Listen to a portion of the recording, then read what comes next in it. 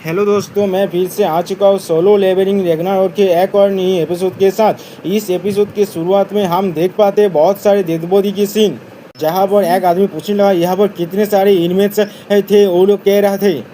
मियो उसके रिप्लाई में कहने लगा मुझे लगता है 500 से ज़्यादा इनमेट्स हो सकता है यहाँ पर।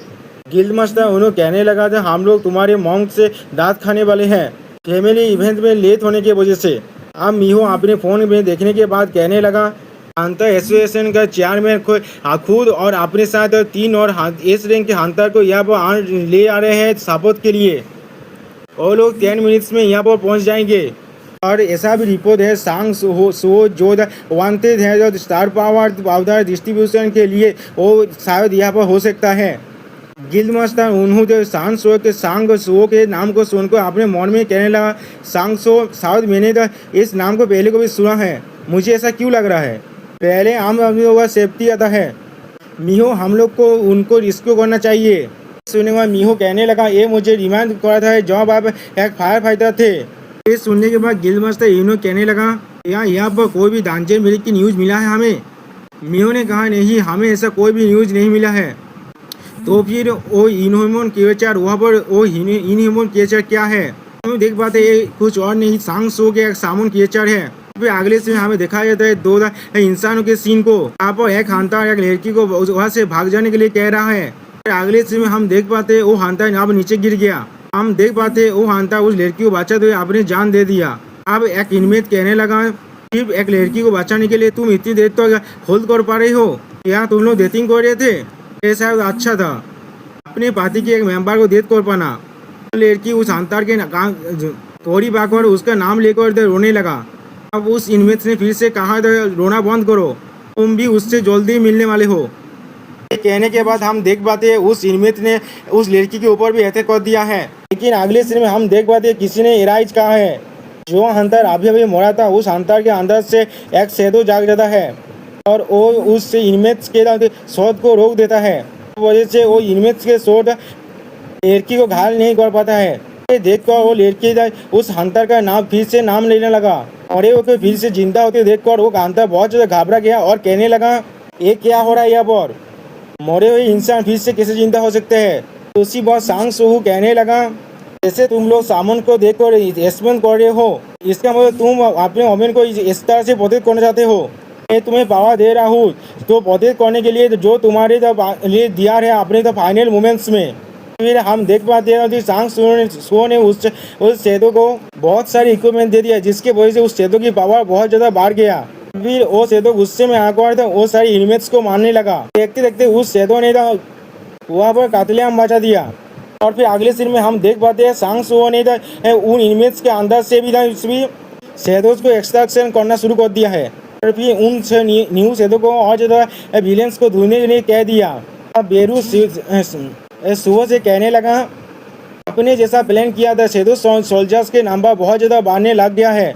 अब सुबह उसका रिप्लाई में बेरू से कहने लगा इस रेत से हम लोग हर एक विलेन को शहर से बहुत आसानी से वाइप आउट कर सकते हैं।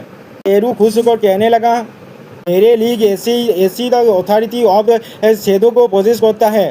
तो उसका रिप्लाई तो कहने लगा मुझे तुम सही हो मुझे पहले लगा था ये बेकार है लेकिन ये बहुत ज़्यादा अमेजिंग है।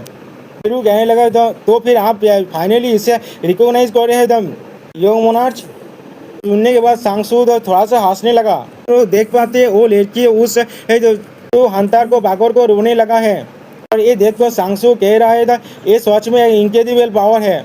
बेरू सोहो से पूछने लगा क्या आप इस सेतु को यहाँ पर ही छोड़ने वाले हैं। इसका रिप्लाई में सोहो ने कहा हाँ क्योंकि वो ये सेतु एक दिन के अंदर ही गायब होने वाला है। मैं चाहता हूँ उनको अपना फेयरवेल पॉपर तरह से मिले। बेरू सुबह से कहने लगा आप अब एक बिल्कुल अलग पर्सन की तरह लग रहे हैं अब से जब आप विलेंस का सामना कर रहे थे। तो पूछने लगा क्या सच में मैं इतना ज़्यादा डिफरेंट लग रहा हूँ। अब अचानक बेरू सुबह के पास से गायब हो गया। ये देखकर सुबह थोड़ा सा चौंक गया। नहीं दोस्तों वो बेरू नहीं और एक शैडो सोल्जर था।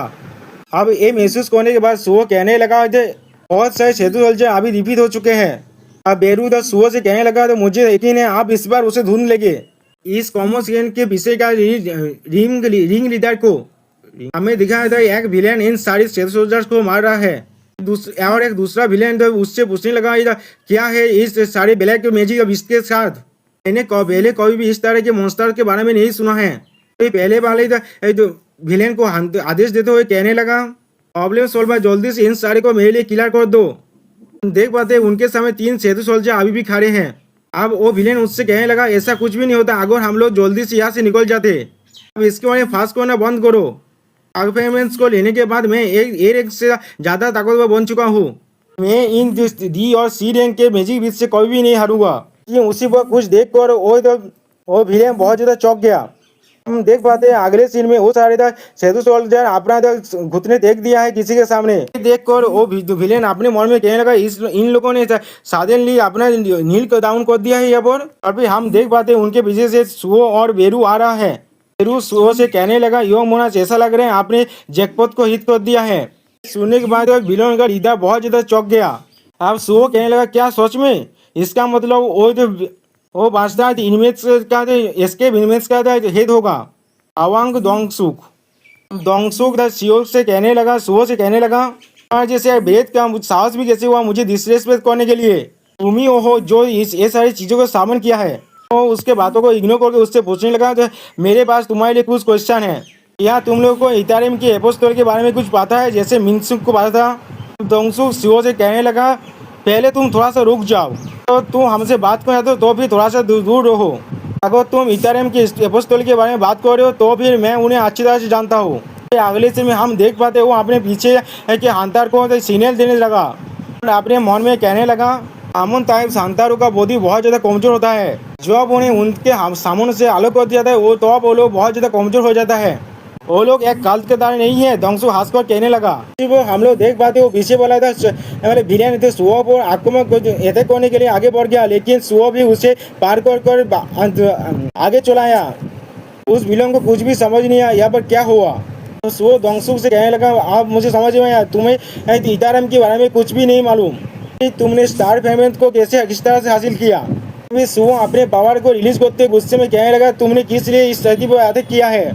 सुओ के पावर को देखकर तो दोंगसुक अपने मन में कहने लगा ये बच्चे किसी भी ऑर्डिनरी सामुना टाइप के हंटर नहीं है। अब दोंगसुक सुओ से कहने लगा अगर तुमने मुझ पर हाथ भी दिया डाला तो फिर मेरा छोटा भाई तुम्हें नहीं छोड़ेगा।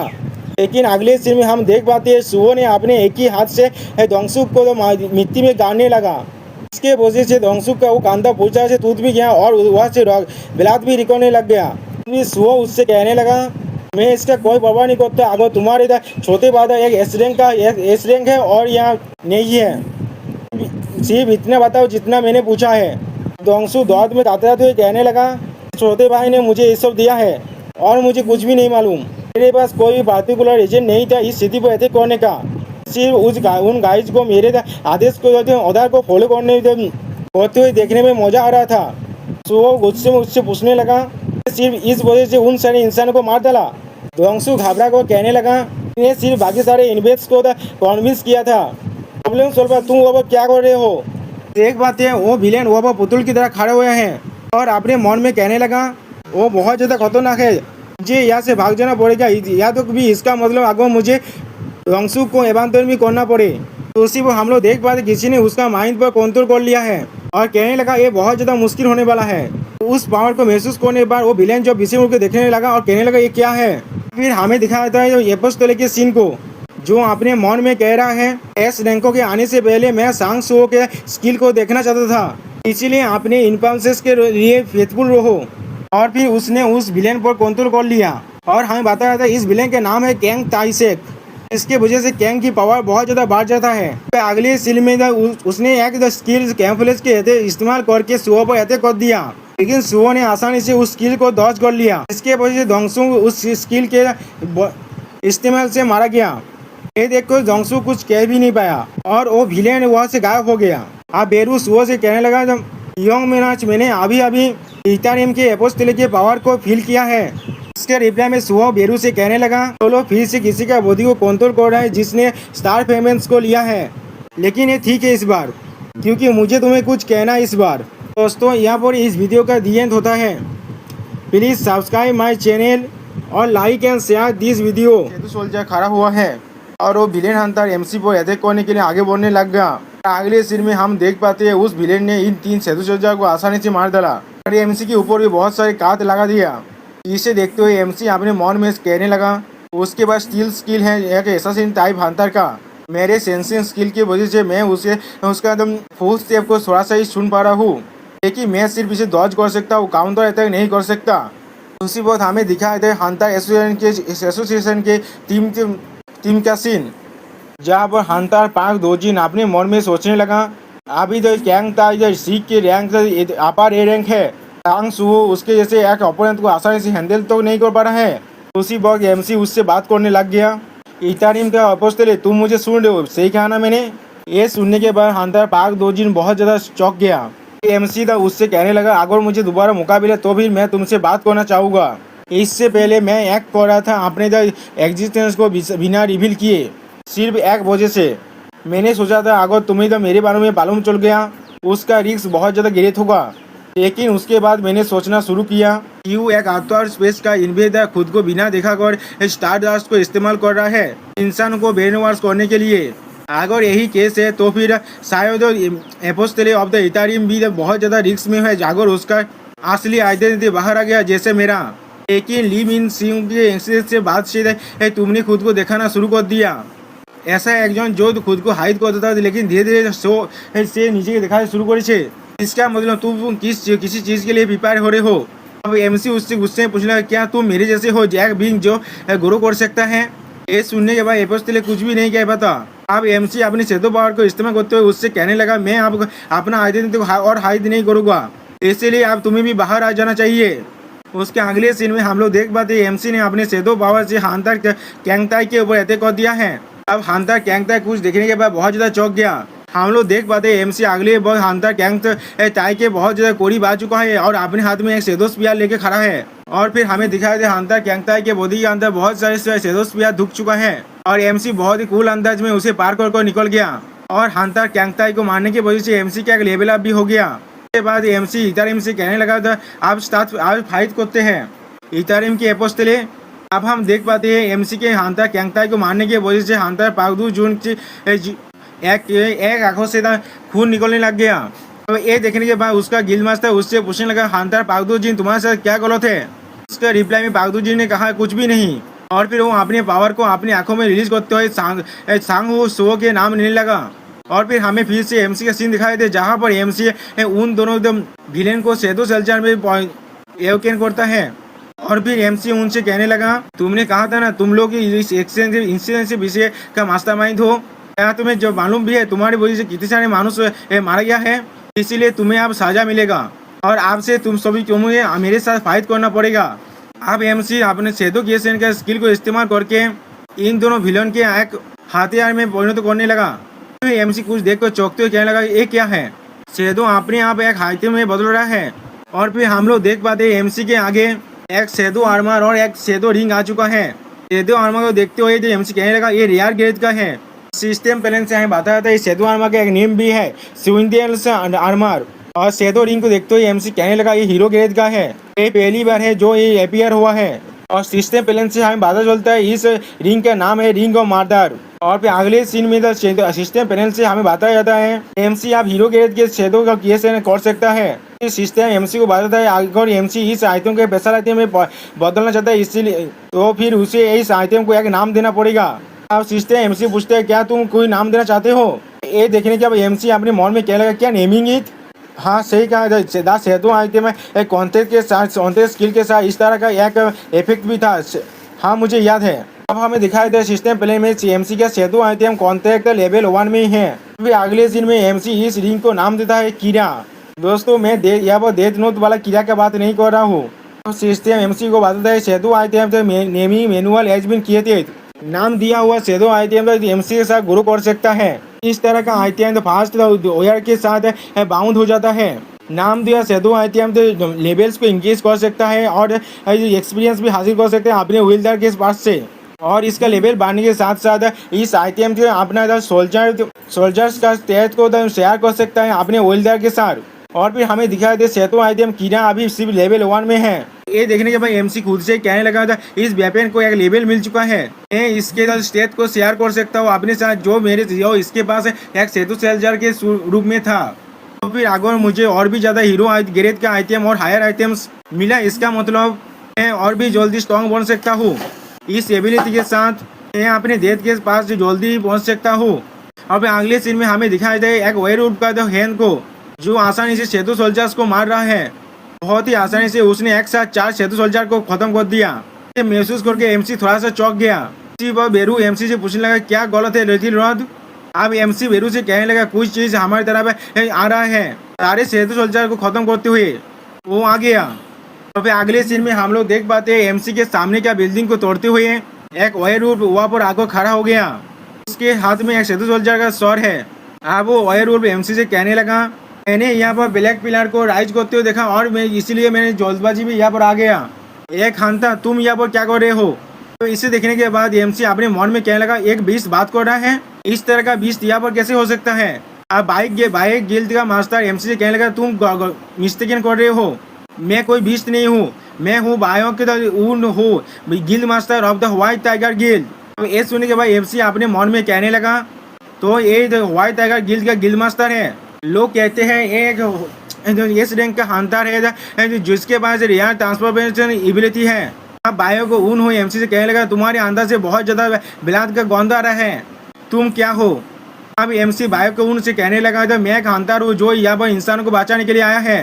बायो को ऊन एमसी से पूछने लगा तुम्हारा नाम क्या है। एमसी उसका रिप्लाई दे कहने लगा मेरा नाम है सांग सू हो, मुझे मालूम है मैं अभी हंटर एसोसिएशन के द्वारा वांटेड हूँ लेकिन मैं तो इनोसेंट हूँ। अब बायो को ऊन हो बहुत ज़्यादा हंसते हुए एमसी कहने लगा तो भी तुम ही वो गाय हो, तुम बहुत ज़्यादा बोल दो ओपनली एडमिट करने के लिए तुम एक वांटेड हो। स्टारडस्ट को एस्टिबल करने के लिए ये नहीं है, या तो भी व्हाइट टाइगर गिल्ड के भी कुछ मेंबर्स इस स्टारडस्ट के वजह से सफर किया है। उससे बायो को ऊन हो एमसी से पूछने लगा अगर तुम सच में इनोसेंट हो तो भी तुम ये किस तरह से प्रूव करोगे। एमसी बिना दौड़े उसका अंगुली को पकड़ते हुए कहने लगा क्या तुम ये बात के लिए बचा सकते हो, अभी हम लोगों के पास लोग कम है इसीलिए तो एक एस रैंक अंतर आया है, इसलिए मैं तुम्हें अप्रिशिएट करता हूँ, चलो इंसान को बचत है। तो अब बाघ यून के चोरते हुए एमसी से पूछने लगा क्या तुम्हें मालूम है तुम क्या अभी किस सिचुएशन में हो। इसका रिप्लाई में एमसी उससे कहने लगा हंटर के हिस्से में हमें पहले इंसानों को बचाना चाहिए। ये सुनने के बाद बायो के ऊन होकर कुछ याद है उसका एक पास का मेमोरी जहाँ पर उसका टीम लीडर उससे कह रहा है अगर हम लोग एक सेकंड के लिए भी हेजिटेट करेंगे ऐसा इंसान जिसे बचाया जा सकता था वो अपना जिंदगी खो देगा, इसीलिए कौन सा चॉइस करना है ये सोचकर वक्त बर्बाद ना करके हम लोग को नेसेसरी चॉइस को पहले लेना पड़ता है। उसके बाद हम लोग राइट वन के बारे में सोच सकते हैं कि यहाँ यही काम रेस्क्यू टीम को नहीं करना चाहिए। इस बात को याद करने के बाद बायो को उन्होंने एमसी से कहने लगा एक सेकंड के लिए रुक जाओ, मैंने तुम्हारे नाम को पहले कोई बार सुना है। एमसी को पकड़ते हुए बायो को उन्होंने कहने लगा तुम हमारे कैप्टन का ग्रैंडसन हो, उसका नाम भी सांग सुहो था। और भी हंता बायो को उन्होंने एमसी से कहने लगा तो तुम हमारे कैप्टन सांग इल हुआंस का ग्रैंडसन हो। तो दोस्तों यहाँ पर देख पाते हैं एक बीच का सीन जहाँ पर 2 सोल्जर खड़े हुए हैं, उनमें से एक सोल्जर कहने लगा क्या है हमारे लिए संभव भी है सारी देर यही कोनास को टेक केयर करना दे, जो लोग अभी तो रेम्पेजिंग कर रहा है मैंने सुना है उनके खिलाफ तो बुलेट्स भी काम नहीं करते हैं। उसके रिप्लाई में उसका स्क्वाड लीडर कहने लगा हम लोग और क्या ही कर सकते हैं, हम लोग को अपने उदास को फॉलो करना पड़ता है। अब वो सोल्जर फिर से कहने लगा लेकिन आपको नहीं लगता वहाँ का एटमोसफियर बहुत ज़्यादा चेंज हो चुका है कुछ देर से। इसके रिप्लाई में उसका स्क्वाड लीडर ने कहा तुमने सच कहा, ऐसा लग रहा है वह बहुत ज़्यादा कैओस मचा हुआ है। और फिर हमें दिखाई देते व्हाइट टाइगर गिल्ड लीडर को जिसने आसानी से बहुत सारे क्रिमिनल को अपने एक ही पांच से मार डाला, और दूसरी तरफ सांगसो जिसने भी आसानी से बहुत सारे क्रिमिनल को मारने लगा। और दोस्तों सच में यहाँ पर सांगसो को कुछ ज़्यादा बेसी कूल लग रहा है। और फिर वो दोनों अपने पावर को रिलीज करते हुए एक दूसरे को एक पोज देने लगा। अब बायो को उन्होंने एमसी से पूछने लगा एक सामोन टाइप स्किल होने के बाद भी तुम्हारे पास इतनी ज्यादा पावर है जैसा एक्सपेक्टेड था कैप्टन सांग इल हांस प्राइज से। अब ये सुनने के बाद एमसी अपने मन में कहने लगा इसे मालूम था व्हाइट टाइगर जो गिल्ड मास था मेरे ग्रैंडफादर के जूनियर थे जब वो लोग फायर फाइटर थे। और फिर एमसी बायो को उन्होंने कहने लगा आप भी बहुत ज्यादा अमेजिंग है गिल्ड मास्टर बायो को उन्होंने हंटर्स आर रियली डिफरेंट। ये सुनने के बाद बाय खुनू कहने लगा तो मुझे सिर्फ अपने अंकल को हो। और फिर एमसी था उससे पूछने लगा अभी के लिए मैं चारों तरफ तो नॉइजली रेंसेकिंग कर रहा हूँ जैसा आपने मुझे कहा था, लेकिन इसके वजह से सारे विलेन अभी छुप नहीं जाएगा। ये सुनने बाद बायो को उन्होंने हंसते हुए एमसी से कहने लगा ऐसा लग रहा है तुम रेस्क्यू स्क्वाड के एक न्यूबी हो। ये सुनने के बाद एमसी अपने मन में कहने लगा लेकिन मैं रेस्क्यू स्क्वाड का मेंबर नहीं हूँ। फिर बायो को उन्होंने अपने पावर को रिलीज करते हुए एमसी से कहने लगा हमारा असली काम विलेन्स को मारना नहीं है, यहाँ पर सही कहा ना मैंने, वो है सारे इंसानों को बचाना। फिर अगली सीन में बायो को उन्होंने अपने पावर को पूरी तरह से रिलीज कर दिया जिसकी वजह से एमसी बहुत ज्यादा पीछे घिसट गया। फिर बायो को उन्होंने फिर से एमसी से कहने लगा इतना आता यहाँ पर हम लोग हमारे पेजेंस को दिखाएंगे, उतना ज्यादा हार्ड हो जाएगा विलेंस के लिए एक्ट करना, ये बहुत ज्यादा अच्छा है अगर हम लोग इंसानों की सेफ्टी को कंसिडर करे। सुनने के बाद एमसी अपने मन में कहने लगा सच में एक सर्टेन पॉइंट से मैं सिर्फ विलेंस को खत्म करने के बारे में सोच रहा था। फिर एमसी गिल्डमास्टर बायो को उन्होंने देखते हुए अपने मन में कहने लगा तो फिर ऐसा होता है एक गिल्डमास्टर जिसका काम है पूरे गिल्ड के ऊपर ओवरसी करना। और फिर बायो को उन्होंने एमसी से कहने लगा तो फिर हम लोग अपने हाथ को फिनिश क्यों नहीं करते। फिर अगले सीन में हम लोग देख पाते वो दोनों आगे बढ़ रहे हैं और बायो को उन्होंने एमसी से पूछना क्या तुम्हारे पास कोई भी गर्लफ्रेंड है, जिसके रिप्लाई में एमसी कहने लगा नहीं। बायो को उन्होंने कहने लगा तो फिर ये बहुत ज्यादा अच्छी बात है, मेरी दोस्त भी अभी पूरी तरह से सिंगल है, एक अच्छा अपॉर्चुनिटी है कैप्टन सांग इलहान के साथ रिलेशनशिप में आने का। सुनने के बाद एमसी चौंकते हुए कहने लगा क्या। और फिर अगले सीन में हमें एक हेलीकॉप्टर को दिखाया जाता है इसके अंदर से एस रैंक हंटर मिहो के साथ बात कर रहा है। और फिर वो कहने लगा हाँ हंटर मायो मिहो एक कॉन्फर्म हो चुका है। हम लोग देख पाते हैं नीचे से बायो मिहो उन्हें अपना हाथ दिखाकर इशारा कर रहा है और हम लोग देख पाते हैं बायो मिहो के पीछे बहुत सारे सिटीजन जमा हो चुका है। ये देखने के बाद वो एस रैंक हंटर मायो मिहो से कहने लगा तुम्हारे बहुत अच्छा काम किया है, तुमने हर एक डिस्प्लेस हंटर्स और ऑर्डिनरी सिटीजन को वहां से निकाल लिया है। इसके रिप्लाई बायो मिहो कहने लगा ये सिर्फ मैंने इसमें अपना काम किया है। फिर वो हंटर कहने लगा मैं वहाँ बहुत सारे ब्लैक फिगर को देख पा रहा हूँ जो लोग उस सिटीजन के विलेंस और जो सिटीजन के बीच में खड़ा हुआ है,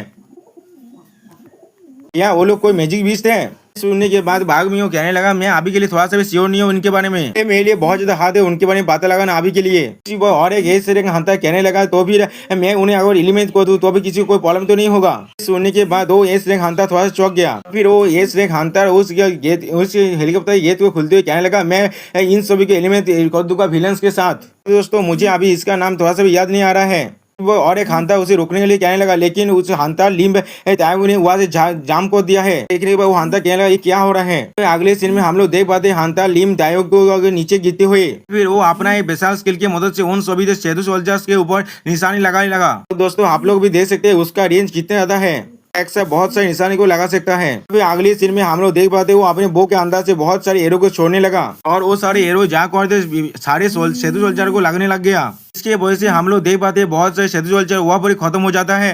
ये देखने के बाद एमसी थोड़ा सा घबरा हुआ कहने लगा ये क्या हो रहा है। इसके रिप्लाई में बायो को उन्होंने कहने लगा तुम्हें घबराने की जरूरत नहीं है, वो हमारे साइड में ही है। हंटर एसोसिएशन की तरफ से सारे एस रैंक हंटर यहाँ पर इन्फोर्समेंट की तरफ से आया है। ये सुनने के बाद एमसी थोड़ा सा खुश हो कहने लगा ये तो बहुत अच्छी बात है, अब विलेंस के बाद ज्यादा फ्रीडम नहीं होगा इस स्थिति के अंदर एक्ट करने का। हम लोग देख और उसी वक्त हम लोग देख पाते हैं हंटर लिम ने सांग शो को देख लिया है। इसके वजह से वो बहुत ज्यादा गुस्सा हो गया है। फिर अपने पावर को रिलीज करते कहने लगा मैंने तुम्हें ढूंढ लिया सांग शो। फिर वो अपने भाइस गिल्ड मास्टर के फ्यूनरल को याद करते हुए कहने लगा अगर तुमने स्टार पाउडर को डिस्ट्रीब्यूट नहीं किया होता तो फिर वो जिंदा होता। फिर वो अपने पूरे पावर के साथ हंटर सांगो शो पर अटैक करने लग गया। फिर अगले सीन में हम लोग देख पाते हैं ताकतवर एरो हंटर सांगसो की तरफ आगे बढ़ने लग गया। देखने के बाद एमसी थोड़ा सा चौंक गया। तीन बाघों को उन्होंने आसानी से उस एरो को अपने एक हाथ से रोक दिया। ये देखने के बाद हंटर लिम बहुत ही स्पीड से उनके कोड़ी आने लगा। फिर हंटर बायो उन्होंने से कहने लगा तुम एक वांटेड क्रिमिनल के साथ क्या कर रहे हो। इस सुने हुए हंटर बायो उन्होंने उसे समझाते हुए कहने लगा यह बस शायद कोई मिसअंडरस्टैंडिंग हो रहा है, पहले हम लोग को बात करना चाहिए। इसके रिप्लाई में हंटर लिम कहने लगा यही वो है जिसने अपने बात करने के चांस को रिफ्यूज कर दिया था, एसोसिएशन के साबुन को डिक्लाइन किया था और वहां से भाग गया था। वो एक विलेन है। सुनने पर घबरा को बायो कहने लगा उसे एक विलेन कहना वो भी किसी भी बयान के बिना ही। मैं समझ पा रहा हूँ तुम लिंग मियो सिंह के प्रति बहुत ज्यादा कंफ्यूज हो चुके हो, लेकिन वो इंसान को बचाने की कोशिश कर रहा था सिर्फ। अगले से बाबू गुनो कुछ देखने के बाद बहुत ज्यादा चौंक गया। और फिर हम लोग देख पाते हंटर ली अपने पावर को रिलीज करते सुबह से पूछना तुम्हारे क्या रिलेशनशिप है बायो को उन्होंने के साथ। सुनने पर हंटर बायो को उन्होंने भी अपने पावर को रिलीज करने लगा और फिर वो फिर से अपने वायर फॉर्म में आ गया और कहने लगा ऐसा लग रहा है बातें सिर्फ तुम्हारे स्काल के अंदर नहीं जा सकता, मुझे तुम्हें पहले शांत करना पड़ेगा। और फिर वो दोनों ही अपने अपने पावर को रिलीज करने लग गए यहाँ पर। इसके वजह से उन दोनों के पावर के बीच में यहाँ पर क्लैश होने लग गया और उसका अवतार भी इतना था एमसी भी पीछे हटने लग गया। ये देखने के बाद एमसी अपने मन में कहने लगा और ऐसा ही चलता रहा तो फिर वो दोनों साथ में फाइट करेंगे। यहाँ पर मुझे क्या करना चाहिए। और उसी वक्त कोई और यहाँ पर आने लगा। वो यहाँ पर आने पर कहने लगा हर कोई थोड़ा सा शांत हो जाओ। और हम लोग देख पाते ये भी एक और एक गिल मास्टर है। इस तरह के क्राइसिस के अंदर तुम दोनों हंटर्स यहाँ पर क्या कर रहे हो। इन लोगों को देखने के बाद एमसी थोड़ा सा घबरा तो कहने लगा यहाँ पर इतने सारे एस रैंक क्या कर रहे हैं। यहाँ तो भी एसोसिएशन का चेयरमैन थे वो जो जिन चियोल भी है। अब उन्हें देखने के बाद बायक उन्होंने कहने लगा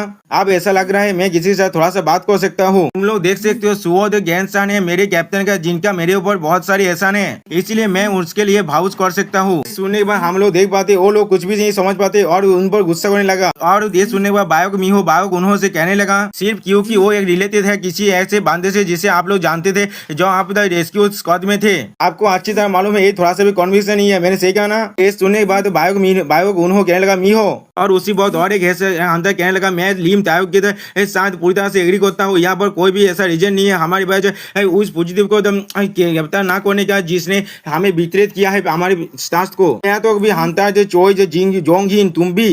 सो दोस्तों इसका नाम हंता चोई जोंगहिन है तो भी मैं सिर्फ हंता चोई कहने वाला हूँ। और हम लोग देख पाते हैं इटानियम के एपोस्टोली को जो यहाँ पर कुछ भी नहीं कहता।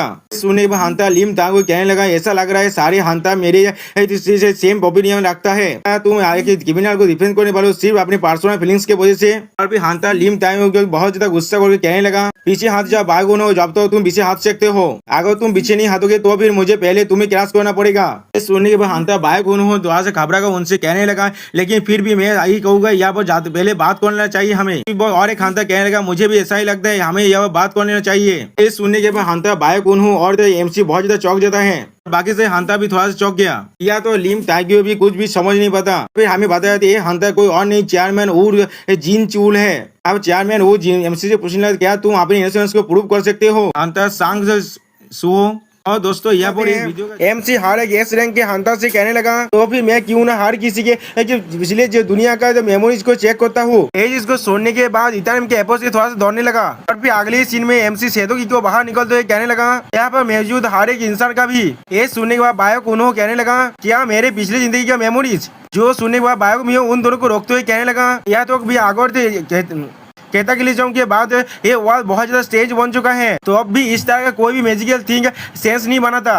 फादर आपको इतना तक खतरनाक चीज नहीं करना चाहिए। लेकिन अगली बॉल बायक उन्होंने उसके बाद को इग्नोर करते हुए आगे बढ़ने लगा जिसे देखने के बाद बायक मीहो बहुत ज्यादा घबराने लगा। फिर बायक उन्होंने एमसी के हाथ को पकड़ते हुए कहने लगा मैं सुबह यकीन करता हूँ। और फिर अगली बॉल हम लोग देख पाते उस की के मदद से बायक उन्होंने के चारों तरफ शैडो पावर निकलने लगा। ये चीज को देखने के बाद बायक मीहो घबराते हुए कहने लगा मैंने भी आपको पहले ही कहा था कुछ करने से पहले थोड़ा सा सोच लीजिए। फिर अगली बॉल में हम लोग देख पाते हैं बायक उन्होंने थोड़ा सा कांपने लगा और फिर रोते हुए कहने लगा कितना स्ट्रेंज है मैंने कभी नहीं सोचा था जिस मेमोरी को मैं इतने सालों से भूल चुका हूँ वो इतना तो वार्म निकलेगा। ये सुनने के बाद हंटर लीम और हंटर चोई कुछ भी नहीं कह पाता। अगली बार इटानियम के एपोस्टोले भी इस चीज को देखने लगा और बायक भी अभी भी घबरा रहा था। और इन लोगों को देखते हुए एमसी अपने मन में कहने लगे बहुत ज्यादा ताबलसाम है। और वो इटानियम अपने मन में कहने लगा तो भी ये वर्ल्ड पहले ही एक बार रिसर्च में जा चुका है वो कि मेरे साथ रिएक्ट नहीं करने वाला है क्योंकि मैं इस वर्ल्ड में नया हूँ। अगर ऐसा हुआ तो भी हर कोई मुझ पर सस्पेंस कर सकता है। और भी बायो मियो एमसी से कहने लगा मेरे साथ भी यही करो। चीज को देखने पर इटानियम के एपोस्टोले बहुत घबरा को अपने मन में कहने लगा मुझे क्या करना चाहिए अब। या मेरे पास जितने भी बिलीवर्स है उनके साथ ही मुझे इस एक वार को स्टार्ट कर देना चाहिए नहीं या तो भी आगे मेरे पास हजारों बिलीवर्स हुआ मेरे करेंट पावर के साथ वो थोड़ा सा भी ज्यादा इम्पैक्ट नहीं कर पाएगा इस पिजन एक्सचेंज से ज्यादा। अभी मुझे जो डिसीजन करना पड़ेगा वो है उसी पर उसके सोच को काटते हुए बाइक मियो कहने लगा मेरे साथ कुछ भी नहीं हुआ। तो सुनने पर एपोस्टोले कुछ भी नहीं समझ पाता। ये चीज को सुनने पर एमसी थोड़ा घबराते हुए कहने लगा ऐसा लग रहा है ये बहुत ज्यादा गलत हो रहा है तुम्हें अपनी पिछली दुनिया का मेमोरीज को याद रहना चाहिए था थोड़ी देर के लिए रुक जाओ। और फिर बेरू बाहर निकल कहने लगा ऐसा हो सकता है शायद इस ओमेन के जितने और भी बहुत सारे लोग हो सकते हैं जो अपनी पिछली जिंदगी के मेमोरीज को रिकवर नहीं कर सकता।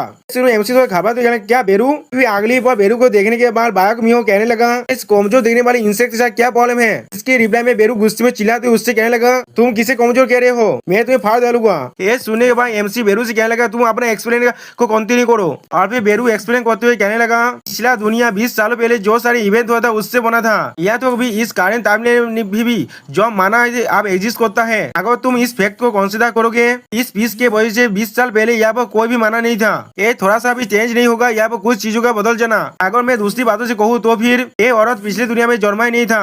जो सुनने के बाद में घबराते हुए कहने लगा क्या मैं ये चीज को सुनने के बाद एमसी भी बहुत ज्यादा शॉक हो गया और फिर अगले ही पल एमसी इथेरियम की एपोस्टोलिक और भी उस शैडो को इस्तेमाल करने लगा। इसे देखने के बाद वो इथेरियम की एपोस्टोलिक कहने लगा, मुझे भी लग रहा है मुझे भी कुछ भी याद नहीं आया है। जो सुनने के बाद वेरू भी कुछ नहीं कह पाता और फिर एमसी अपने मन में कहने लगा, या तो कभी हंटर पार्क दोजो में पिछले वर्ल्ड में एग्जिस्ट नहीं करता था। और फिर अगली पल वो इथेरियम पीछे घूमते हुए कहने लगा, तो फिर हम लोग यहाँ से चलते हैं। तो बायोक में वो बायोक उन्हों से चिल्ला कर कहने लगा, फादर क्या मैं पिछली दुनिया में एग्जिस्ट नहीं करता था? इसके रिप्लाई में बायोक उन्होंने घबरा तो कहने लगा, हाँ उसके बारे में। और फिर अगली बॉल को कहने लगा, क्या तुम्हें नहीं लगती बहुत ज्यादा अमेजिंग है? जो सुनने के बाद एमसी कुछ भी नहीं समझ पाता। फिर अगली बॉल एमसी थोड़ा शॉक हो कहने लगा, चेयरमैन जो आप क्या कहना चाहते हैं? इसके जवाब में चेयरमैन वो कहने लगा, वो पीस है जिसे हंता सांग जिनो ने चुना था। काउंटलेस ऐसे इंसान जो लोग दूसरे वर्ल्ड में जन्मा ही नहीं थे, वो लोग इस टाइमलाइन में जिंदा भी है, बहुत ज्यादा अपने जिंदगी को खुशी से जी भी रहा है। अभी ये सुनने के बाद एमसी अपने सामने देखते हुए कहने लगा, फादर। और फिर अगली बार एमसी थोड़ा मुस्काने लगा और फिर एमसी हर किसी से एक साथ कहने लगा,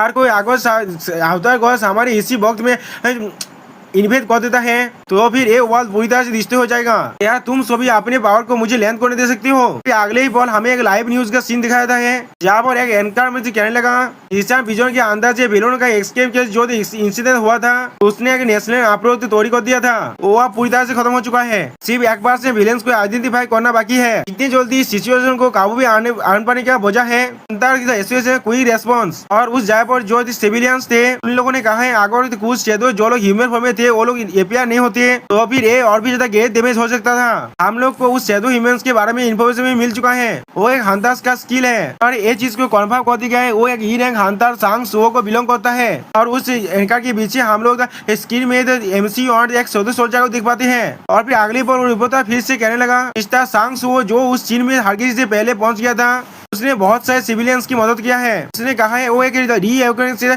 गुजरा है उस वक्त के क्राइसिस के वजह से। वो वक्त जब उसने दूसरों के लिए खुद को सेक्रीफाइस कर दिया था, उसने तो एक री की वजह से वो पावर को हासिल कर पाया जिससे वो दूसरों को मदद कर सकता है। और फिर हम लोग देख पाते हैं ये चीज ये न्यूज को एक हंटर सुन रहा था और फिर न्यूज रिपोर्टर फिर से कहने लगा, हंटर सांग सुओ ने अपने पावर को बिल्कुल अच्छी तरह से इस्तेमाल किया और एक ऐसा हीरो बन गया जो बहुत सारे इंसानों की जिंदगी को बचा पाया।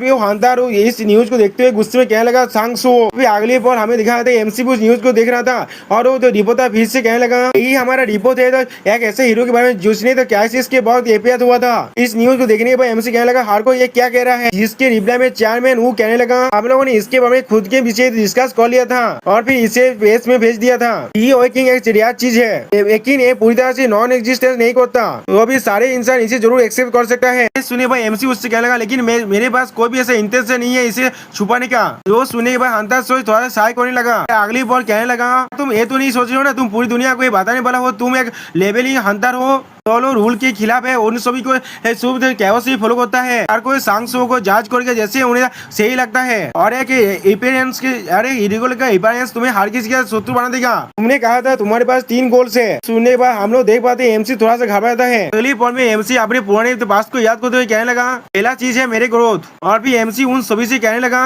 मैं चाहता हूँ तुम सभी मुझे लेवल अप और लेवल अप करके इतना ताकतवर बनने में मदद करो जिससे मैं अपने फादर के साथ मिलकर फाइट कर सकूं। और मेरा दूसरा गोल है जितने ज्यादा हो सके उतने ज्यादा हंटर्स को गैदर करना उस अवतार गॉड्स के खिलाफ। हमें इस दुनिया के सारे फोर्सेस को मोबिलाइज करना पड़ेगा और उनके खिलाफ कॉन्फ्रंट करना पड़ेगा। और मेरा आखिरी और थर्ड गोल है उस इथेरियम के एपोस्टोलिक को एलिमिनेट करना। एमसी कोल तौर में अपने फादर के बारे में सोचते हुए कहने लगा, जब मैं इस 3 गोल को हासिल कर लूंगा उसके बाद मैं अपने फादर को हेल्प करने के बारे में सोच रहा हूँ जो अकेले ही फाइट कर रहे हैं। फिर प्रेजेंट में हंटर चोई फिर से कहने लगा, अगर तुम इस दुनिया के फोर्सेस को गैदर करना चाहते हो उस इथेरियम के खिलाफ फाइट करने के लिए तो फिर तुम्हें सिर्फ इंथुसियाज्म होने से कुछ भी नहीं मिलेगा। अपने पब्लिक इमेज के साथ और भी ज्यादा सतर्क रहना और इसके बारे में सोचते रहो जिस तरह से तुम हर एक इंसान के हार्ट को मूव कर सकते हो जैसा तुम चाहते हो। ये सुने भाई एमसी थोड़ा सा घबरा तो अपने मन में कहने लगा, या तो भी मैं कुछ कह भी नहीं सकता क्योंकि वो बिल्कुल सही कह रहा है। हाँ मुझे महसूस हो रहा है यहाँ पर बहुत सारे ऐसे फैक्टर्स भी है जिन्हें मुझे कंसिडर करना चाहिए था मेरे लेवल अप के अलावा भी अपने गोल को हासिल करने के लिए। इसलिए मैं इसे अकेले नहीं कर सकता, मुझे हर किसी के स्ट्रेंथ को बोरो करना पड़ेगा।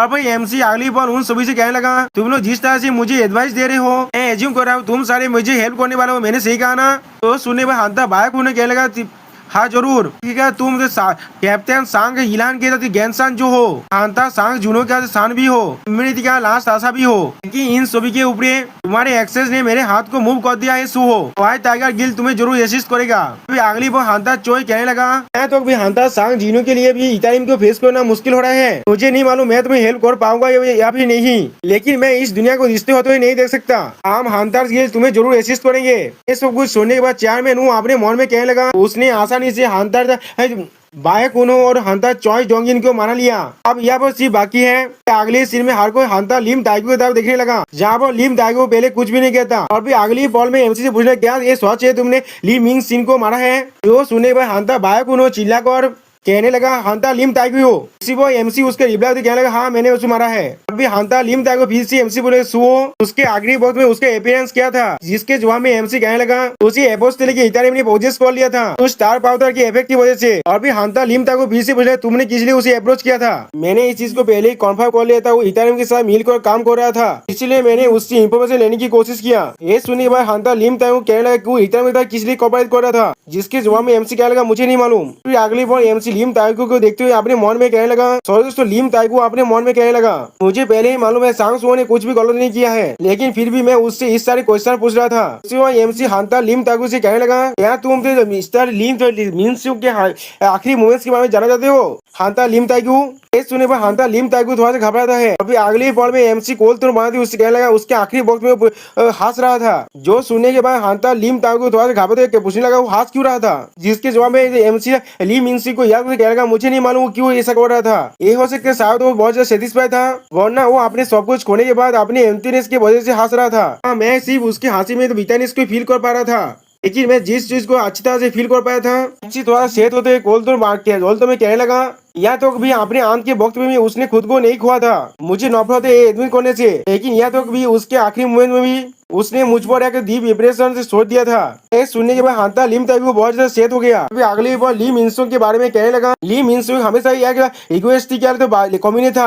अभी अगली बार वो अपने स्वर को भगवते हुए हांता लिम ताइगो कहने लगा हम रिपर गिल्ड भी तुम्हारे साथ कोऑपरेट करेंगे। ये चीज को सुनने के बाद चेयरमैन वो अपने मन में कहने लगा इसके साथ उसने तीनों मैसिव गिल्ड का शपथ को हासिल कर लिया है। जरूर से सुओ के सिंसियरिटी ने उनके हाथ को मूव कर दिया है। सुओ शायद हांता सांग जीरो जैसा नहीं है, लेकिन उस फियर से वक्त में उसके पास कुछ ऐसा तो है जो मुझे हांता सांग जीरो का याद दिलाता है। अभी चेयरमैन जो एमसी और हांता सांग जीरो को एक साथ याद करते हुए कहने लगा मैं ये देखने के लिए इंतजार नहीं कर सकता कौन सा व्हील को सुओ ले जाएगा सांग जीरो के बैटलफील्ड में। फिर अगली बार एमसी थोड़ा सा काटने लगा और फिर एमसी हार्किन से कहने लगा तो फिर मैं हार्किन को अपना प्लान को एक्सप्लेन करना चाहता हूँ। हम लोग को पहले जो चीज करना चाहिए। अभी चेयरमैन हूँ कुछ सुनने पर बहुत ज्यादा घबराता है। अभी एमसी कहने लगा हांता सांग जीनी हूँ और फिर वो तीनों गिल्ड लीडर घबराते हुए अपने मन में कहने लगा ऐसा लग रहा है सुओ का डिसीजन सच में बहुत बड़ा चेंज रहने वाला है। अभी अगली बार वो लोग सुओ को देखते हुए कहने लगा विंग्स ऑफ ब्लड हांता एसोसिएशन के अंदर आने वाला है।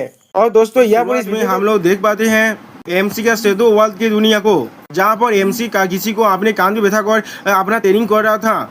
और फिर अगली बार एमसी का ट्रेनिंग पूरी तरह से कंप्लीट हो जाता है, जिसके वजह से सिस्टम प्लान से कहा था एमसी का डेली क्वेस्ट भी कंप्लीट हो चुका है। और फिर इसे कंप्लीट करने की वजह से एमसी को एक रिवार्ड भी मिल चुका है। क्या एमसी इसे एक्सेप्ट करना चाहता है या फिर डिक्लाइन करना चाहता है? और फिर अगली बार एम्पायर क्रोकोडाइल कहने लगा तुम पहले इतना स्ट्रगल कर रहे थे और अब तुम मुझे आसानी से कैरी कर सकते हो ट्रेनिंग करने के वक्त में। हम लोग देख पाते एमसी ट्रेनिंग करने की वजह से नीचे गिर चुका है। आप अगली बार एमसी उठने के बाद सिस्टम प्लान को देखते हुए कहने लगा इस पॉइंट पर आगे मैंने उसको कुछ नहीं किया तो भी मेरा बॉडी बहुत ज्यादा हेवी और अनकंफर्टेबल फील होता है। आमूद तुमने एक अच्छा काम किया। दोस्तों उस क्रोकोडाइल जैसा दिखने वाला था प्राणी के नाम ही थे आमूद है। तो सिल्विन अपने मन में कहने लगा यह मनास पहले से बहुत ज्यादा चेंज हो चुका है। जब मैंने उन्हें आखिरी बार देखा था सिर्फ उनके शरीर और माना ही चेंज नहीं हुआ है, वो जिस तरह से खुद को कैरी करता है वो भी पूरी तरह से चेंज हो चुका है। फिर अगली बार एमसी वार जाते हुए कहने लगा बाहर की तरफ मेरे पास बहुत सारे काम है जिसे मुझे करना होगा, इसलिए मैं यहाँ से जा रहा हूँ। जो सुनने के बाद सिल्वी थोड़े घबराते हुए कहने लगा यह मनास आप इतनी जल्दी यहाँ से जा रहे हैं, जिसके जवाब में एमसी सिल्वी से कहने लगा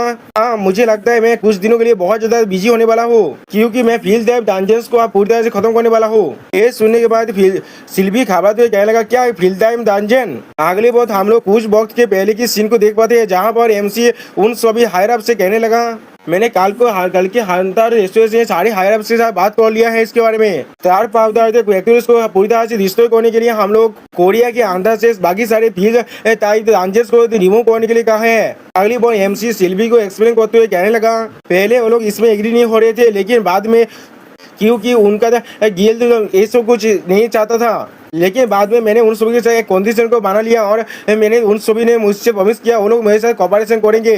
अभी अगली बॉल एमसी सेतुपता से बाहर निकलते हुए कहने लगा, इसीलिए मुझे अपना बेच देना पड़ गया उस कंडीशन को फुलफिल करने के लिए। ये सुनने के बाद सिल्वी बहुत ज्यादा खुश हुआ, कहने लगा तो भी मुझे भी आपको मदद करने दीजिए, आप हम सभी को बुलाने वाले हैं। मैंने सही कहा ना? जो सुनने पर एमसी कहने लगा, हाँ मैं समझ गया, मैं तुम सभी को बुलाऊंगा जब मुझे तुम्हारी मदद की जरूरत पड़ेगा। और फिर एमसी उस अस्पताल से बाहर निकलने लगा और इस बात को सुनने के बाद सिल्वी बहुत ज्यादा सेहत हो जाता है। और फिर अगली बार सिल्वी सेहत को कहने लगा, यंग मोनार्च। और फिर अगले सीन में हमें एक D rank field type danger Tata से काशी आसान फील्ड को दिखाया जाता है, जिसके बाहर बहुत सारे हंतास खड़ा हुआ था। और भी अगली बार बायक मियो कहने लगा, मुझे ये समझ नहीं आ रहा हमारा गिल्ड मास्टर क्या सोच रहा था। तो अब उन लोगों ने अचानक से अपने सारे फील्ड टाइप डांजर्स के ओनरशिप को एक इंडिविजुअल को दे दिया। स्पेशली जॉब तो उन लोग को अच्छी तरह से मालूम है, इस चीज से हमारे गिल्ड के आने की तरह कम हो सकता है। ये सुनने के बाद और एक हंटर बायक मियो से कहने लगा, मुझे जानना है सांगसो किस तरह के हंटर है। जो सुनने के बाद बायक मियो कहने लगा, और ऐसा भी नहीं है वो हमारे जैसे ए रैंक और उससे ज्यादा हाई रैंक के हंटर को इस डी रैंक के फील्ड टाइप डांजर में पार्टिसिपेट करने के लिए दे रहा है। उसने सिर्फ हम सभी की यहाँ बुलाया है स्पॉट को फील करने के लिए। उसी पर वो हंटर फिर से कहने लगा, लेकिन मैं उसमें बहुत ज्यादा इंटरेस्ट हूँ। और भी हमें बताया था इसका नाम है सांग गिहोन, ये हंटर गिल्ड से है। अभी सांग गिहोन फिर से कहने लगा, एक हंटर जो खुद ही स्टाई के माइन और हाउल तीनों काम एक साथ ही कर सकता है, क्या तुम इसके लिए क्यूरियस नहीं हो? ये सुनने के बाद बाघ मियो चिढ़ते हुए कहने लगा, ये जरूर एक्साग्रेशन है। और फिर अपने मन में कहने लगा, या तो भी फादर अभी बहुत ज्यादा एनग्रोस्ड हो चुके थे अपने उस पिछले दुनिया के मेमोरीज को हासिल करने के बाद। अभी हंटर सांग गिहोन अपने मन में कहने लगा, एक ऐसा हंटर जो लेवल अप करता है। आप देखते हैं मास्टर चॉय जोंगहिन ने तो सही कहा था या गलत?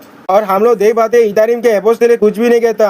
अगली बॉल उसे तो फील्ड टाइप डांजिंग अंदर से बहुत जोर से एक भूमिकंप जैसा आने लगा। इसे महसूस होने के बाद हंटर बायक मियो कहने लगा, क्या ये कोई अर्थक्वेक है? जिसके जवाब में हंटर सांग गिहोन कहने लगा, उसके अंदर जाए हुए 1 घंटे भी नहीं हुए अच्छी तरह से। और भी अगली बॉल में हम लोग देख पाते उन लोग के सामने से एमसी अपने सेतु सोल्जर्स के साथ बाहर निकलने लगा। और भी एमसी उन सभी से कहने लगा, ऐसा लग रहा है मैंने तुम सभी को बहुत ज्यादा इंतजार करा दिया, मैंने उस बॉस को बहुत जल्दी टेक डाउन कर पाया, लेकिन माइंड करने के लिए मुझे थोड़ा सा वक्त लग गया, और ये सारे माना स्टोन्स को बाहर निकालने के लिए भी। और फिर हम लोग देख पाते एमसी के सारे सेतु सोल्जर बहुत सारे माना से भरे हुए एक अर्थ को बाहर निकल रहा है। और फिर अगली बार एमसी उन सभी को माना स्टोन को दिखाते हुए कहने लगा, मैं और भी 3 जगह में आज जाना चाहता हूँ, तो अभी कैसा होगा अगर हम लोग नेक्स्ट फील्ड टाइप डांजी टाइप चला जाए तो? इस मानस स्टोन को देखते हुए हंटर सांग गिहोन अपने मन में कहने लगा, या तो भी अगर ये सिर्फ एक डी रैंक का डांजर है, फिर भी उसे सिर्फ 1 घंटा लगा इसे किला करने में, सिर्फ कौन है ये इंसान? फिर अगली बार हम लोग देख पाते हैं इतारिम के एपोस्टल एमसी के साथ देख रहा था, लेकिन कुछ भी नहीं कहता। अगली बॉल हमें हंटर एसोसिएशन का सीन दिखाया था, जहाँ पर हंटर चॉय कहने लगा, हम लोगों ने हंटर सांग सो के हम लोग फील्ड टाइप डांजर्स को हैंडओवर कर चुके हैं। क्या ये बिल्कुल सही डिसीजन था? उनसे फील्ड टाइप डांजर से हमें बहुत सारे ऐसे स्टोन्स और मैजिक बीस्ट के मटेरियल्स मिलते थे। तो सुनिवा बायो को उसके कान में हाथ रखते हुए कहने लगा, तुम सच में गिरित का इनकारनेशन हो, गिल्ड मास्टर चॉय जोंगहिन। अगर ये वाल डिस्ट्रॉय हो गया इतारिम की वजह से, तो फिर ये सारे फील्ड टाइप डांजर्स और मानी का कोई भी कीमत नहीं रहेगा। इस सुनने में अगली बार हंटर चॉय जोंगहिन कहने लगा, ये बहुत ज्यादा सरप्राइज था मेरे लिए। जिससे वो इंसान जो इतने ज्यादा खुशी के साथ उसे हारे फील्ड टाइप डांजर देना चाहता था, तो वही गिल्ड मास्टर होगा था जो सबसे ज्यादा फील्ड टाइप डांजर को पोजेस करता था। अभी अगली बार हंटर लिम टाइगर को देखते हुए हंटर चॉय कहने लगा, तुम्हें शायद उसके लिए सॉरी फील करना चाहिए। इसके जवाब में हंटर लिम टाइगर को कहने लगा, उसने कहा था स्टार पाउडर को क्रिएट करने के सारी फैक्टरीज और फील्ड टाइप डांजर्स में ही मिला है, मैं कुछ भी कर सकता वो चाहे चीज को एलिमिनेट करने के लिए जे ली मिनसू ने सोच गया है। तो सुने हंटर चॉय जॉगिन से कोल्ड फेस बांधते हुए कहने लगा, लेकिन क्या होगा अगर सिर्फ थोड़ा सा मौका हुआ तो? उसी पर उसके बात को काटते हुए कोई कहने लगा, बहुत सारे अवतार वर्ल्ड्स के इन्वेदर सेम काइंड के विरिध है जैसे हमारे वक्त में मॉन्स्टर थे। और भी बहुत सारे मोनार्च को याद करते हुए कोई कहने लगा, क्या वहाँ पर कोई ऐसा चीज है जो हम लोग कर सकते हैं? जो सुने हुआ बायो को उन्होंने अपने पास का सीन को याद करने लगा, जब उसने एक मोनार्च को फेस कर रहा था। अगली बॉल तो चेयरमैन वो कहने लगा, तुम लोग बहुत ज्यादा कॉन्सर्ट हो रहे हो इसके बारे में, ये तुम्हारे जैसा नहीं है। तो सुने वो तीनों ने एक साथ कहने लगा, चेयरमैन वो जीन चियोल उसके बाद चेयरमैन वो फिर से कहने लगा, क्या तुम लोग अभी भी नहीं जानते ये कोई ऐसा चीज नहीं है जिसे हम लोग अवॉइड कर सकते हैं, या तो भी अगर हम लोग चाहिए भी सुबह ये जरूर कर सकता है। अभी चेयरमैन वो अपने मन में कहने लगा, सारे गिल्ड से व्हील टाइप दांजन्स की ओनरशिप को छीन लेना, सॉस में बहुत सारे गिल्ड इसके अपोज जरूर करेगा। अभी हंटर चोई के पास के सीन को याद करते हुए कहने लगा, तो बहुत सारे ऐसे हंटर भी होंगे जो लोग बाघ में हो और बाघ दूसरे की तरह पिछले दुनिया में नहीं होंगे। लोग अवतार पेश के इन्वेस्टिंग के बारे में थोड़ा सा भी यकीन नहीं करेंगे। ये थोड़ा सा भी आसान नहीं होगा उनके जैसे इंसानों को समझाना, जो सुनने भाई एमसी कहने लगा उनको समझाना। और फिर अगली बार चार में वो कहने लगा, मेरे पास उन लोगों को समझाने के रास्ता जरूर है। मेरे दिमाग में सिर्फ एक ही चीजें आ रहा है, नेशनल लेवल्स, यूएसए के थॉमस आंद्रे, चाइना के लिू जिंगयांग, इंडिया के सिद्धार्थ बंचन। वो लोग एक ऐसे हंटर है जो लोग अकेले ही एक पूरे नेशन को राइवल कर सकते हैं और उनके पावर के साथ बहुत सारे हंटर्स को अपनी तरफ बुलाया जा सकता है। अगर सुओ एक नेशनल लेवल हंटर बन गया और या फिर उनसे भी ज्यादा ताकतवर बन गया तो फिर मुझे यकीन है उसका पावर हर किसी को जरूर समझा सकता है। फिर अगली बॉल एमसी थोड़ा सा घबरा कहने लगा, क्या नेशनल लेवल? और फिर एमसी थोड़ा सीरियस कहने लगा, अगर ऐसा ही है तो फिर 1 महीने के अंदर ही हर कोई एमसी साहब देखने लगा।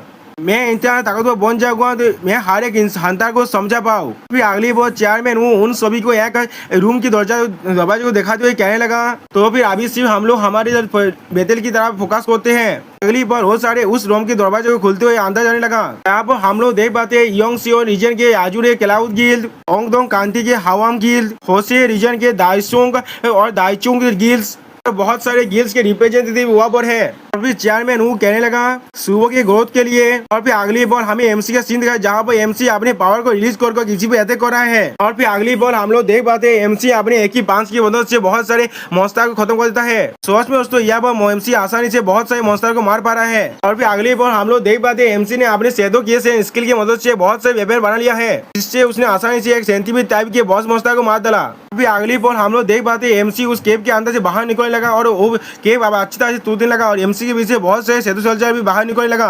तो ये चीज को देखने के बाद हांता सांग गियो हांता बाइक मियो से कहने लगा, हांता बाइक मियो क्या मेरा आंखें पूरी तरह से काम कर रहा है? जो सुने के बाद हांता बाइक मियो कहने लगा, ये मेरा लाइन है। और फिर अगली वो हांता सांग गियो एमसी को देखते हुए कहने लगा, सिर्फ 2 दिन के अंदर ही इसने बहुत सारे फील्ड टाइप दांजन को किला कर दिया और सारे दांजन है 2 डी रैंक के दांजन, 4 सी रैंक के दांजन और 2 बी रैंक के दांजन। अभी हांता सांग गियोन थोड़ा सा घबराते हुए कहने लगा, ये सिर्फ इम्प्रेसिव ही नहीं है, ये चीज सारी चीज उसने अकेले ही किया है।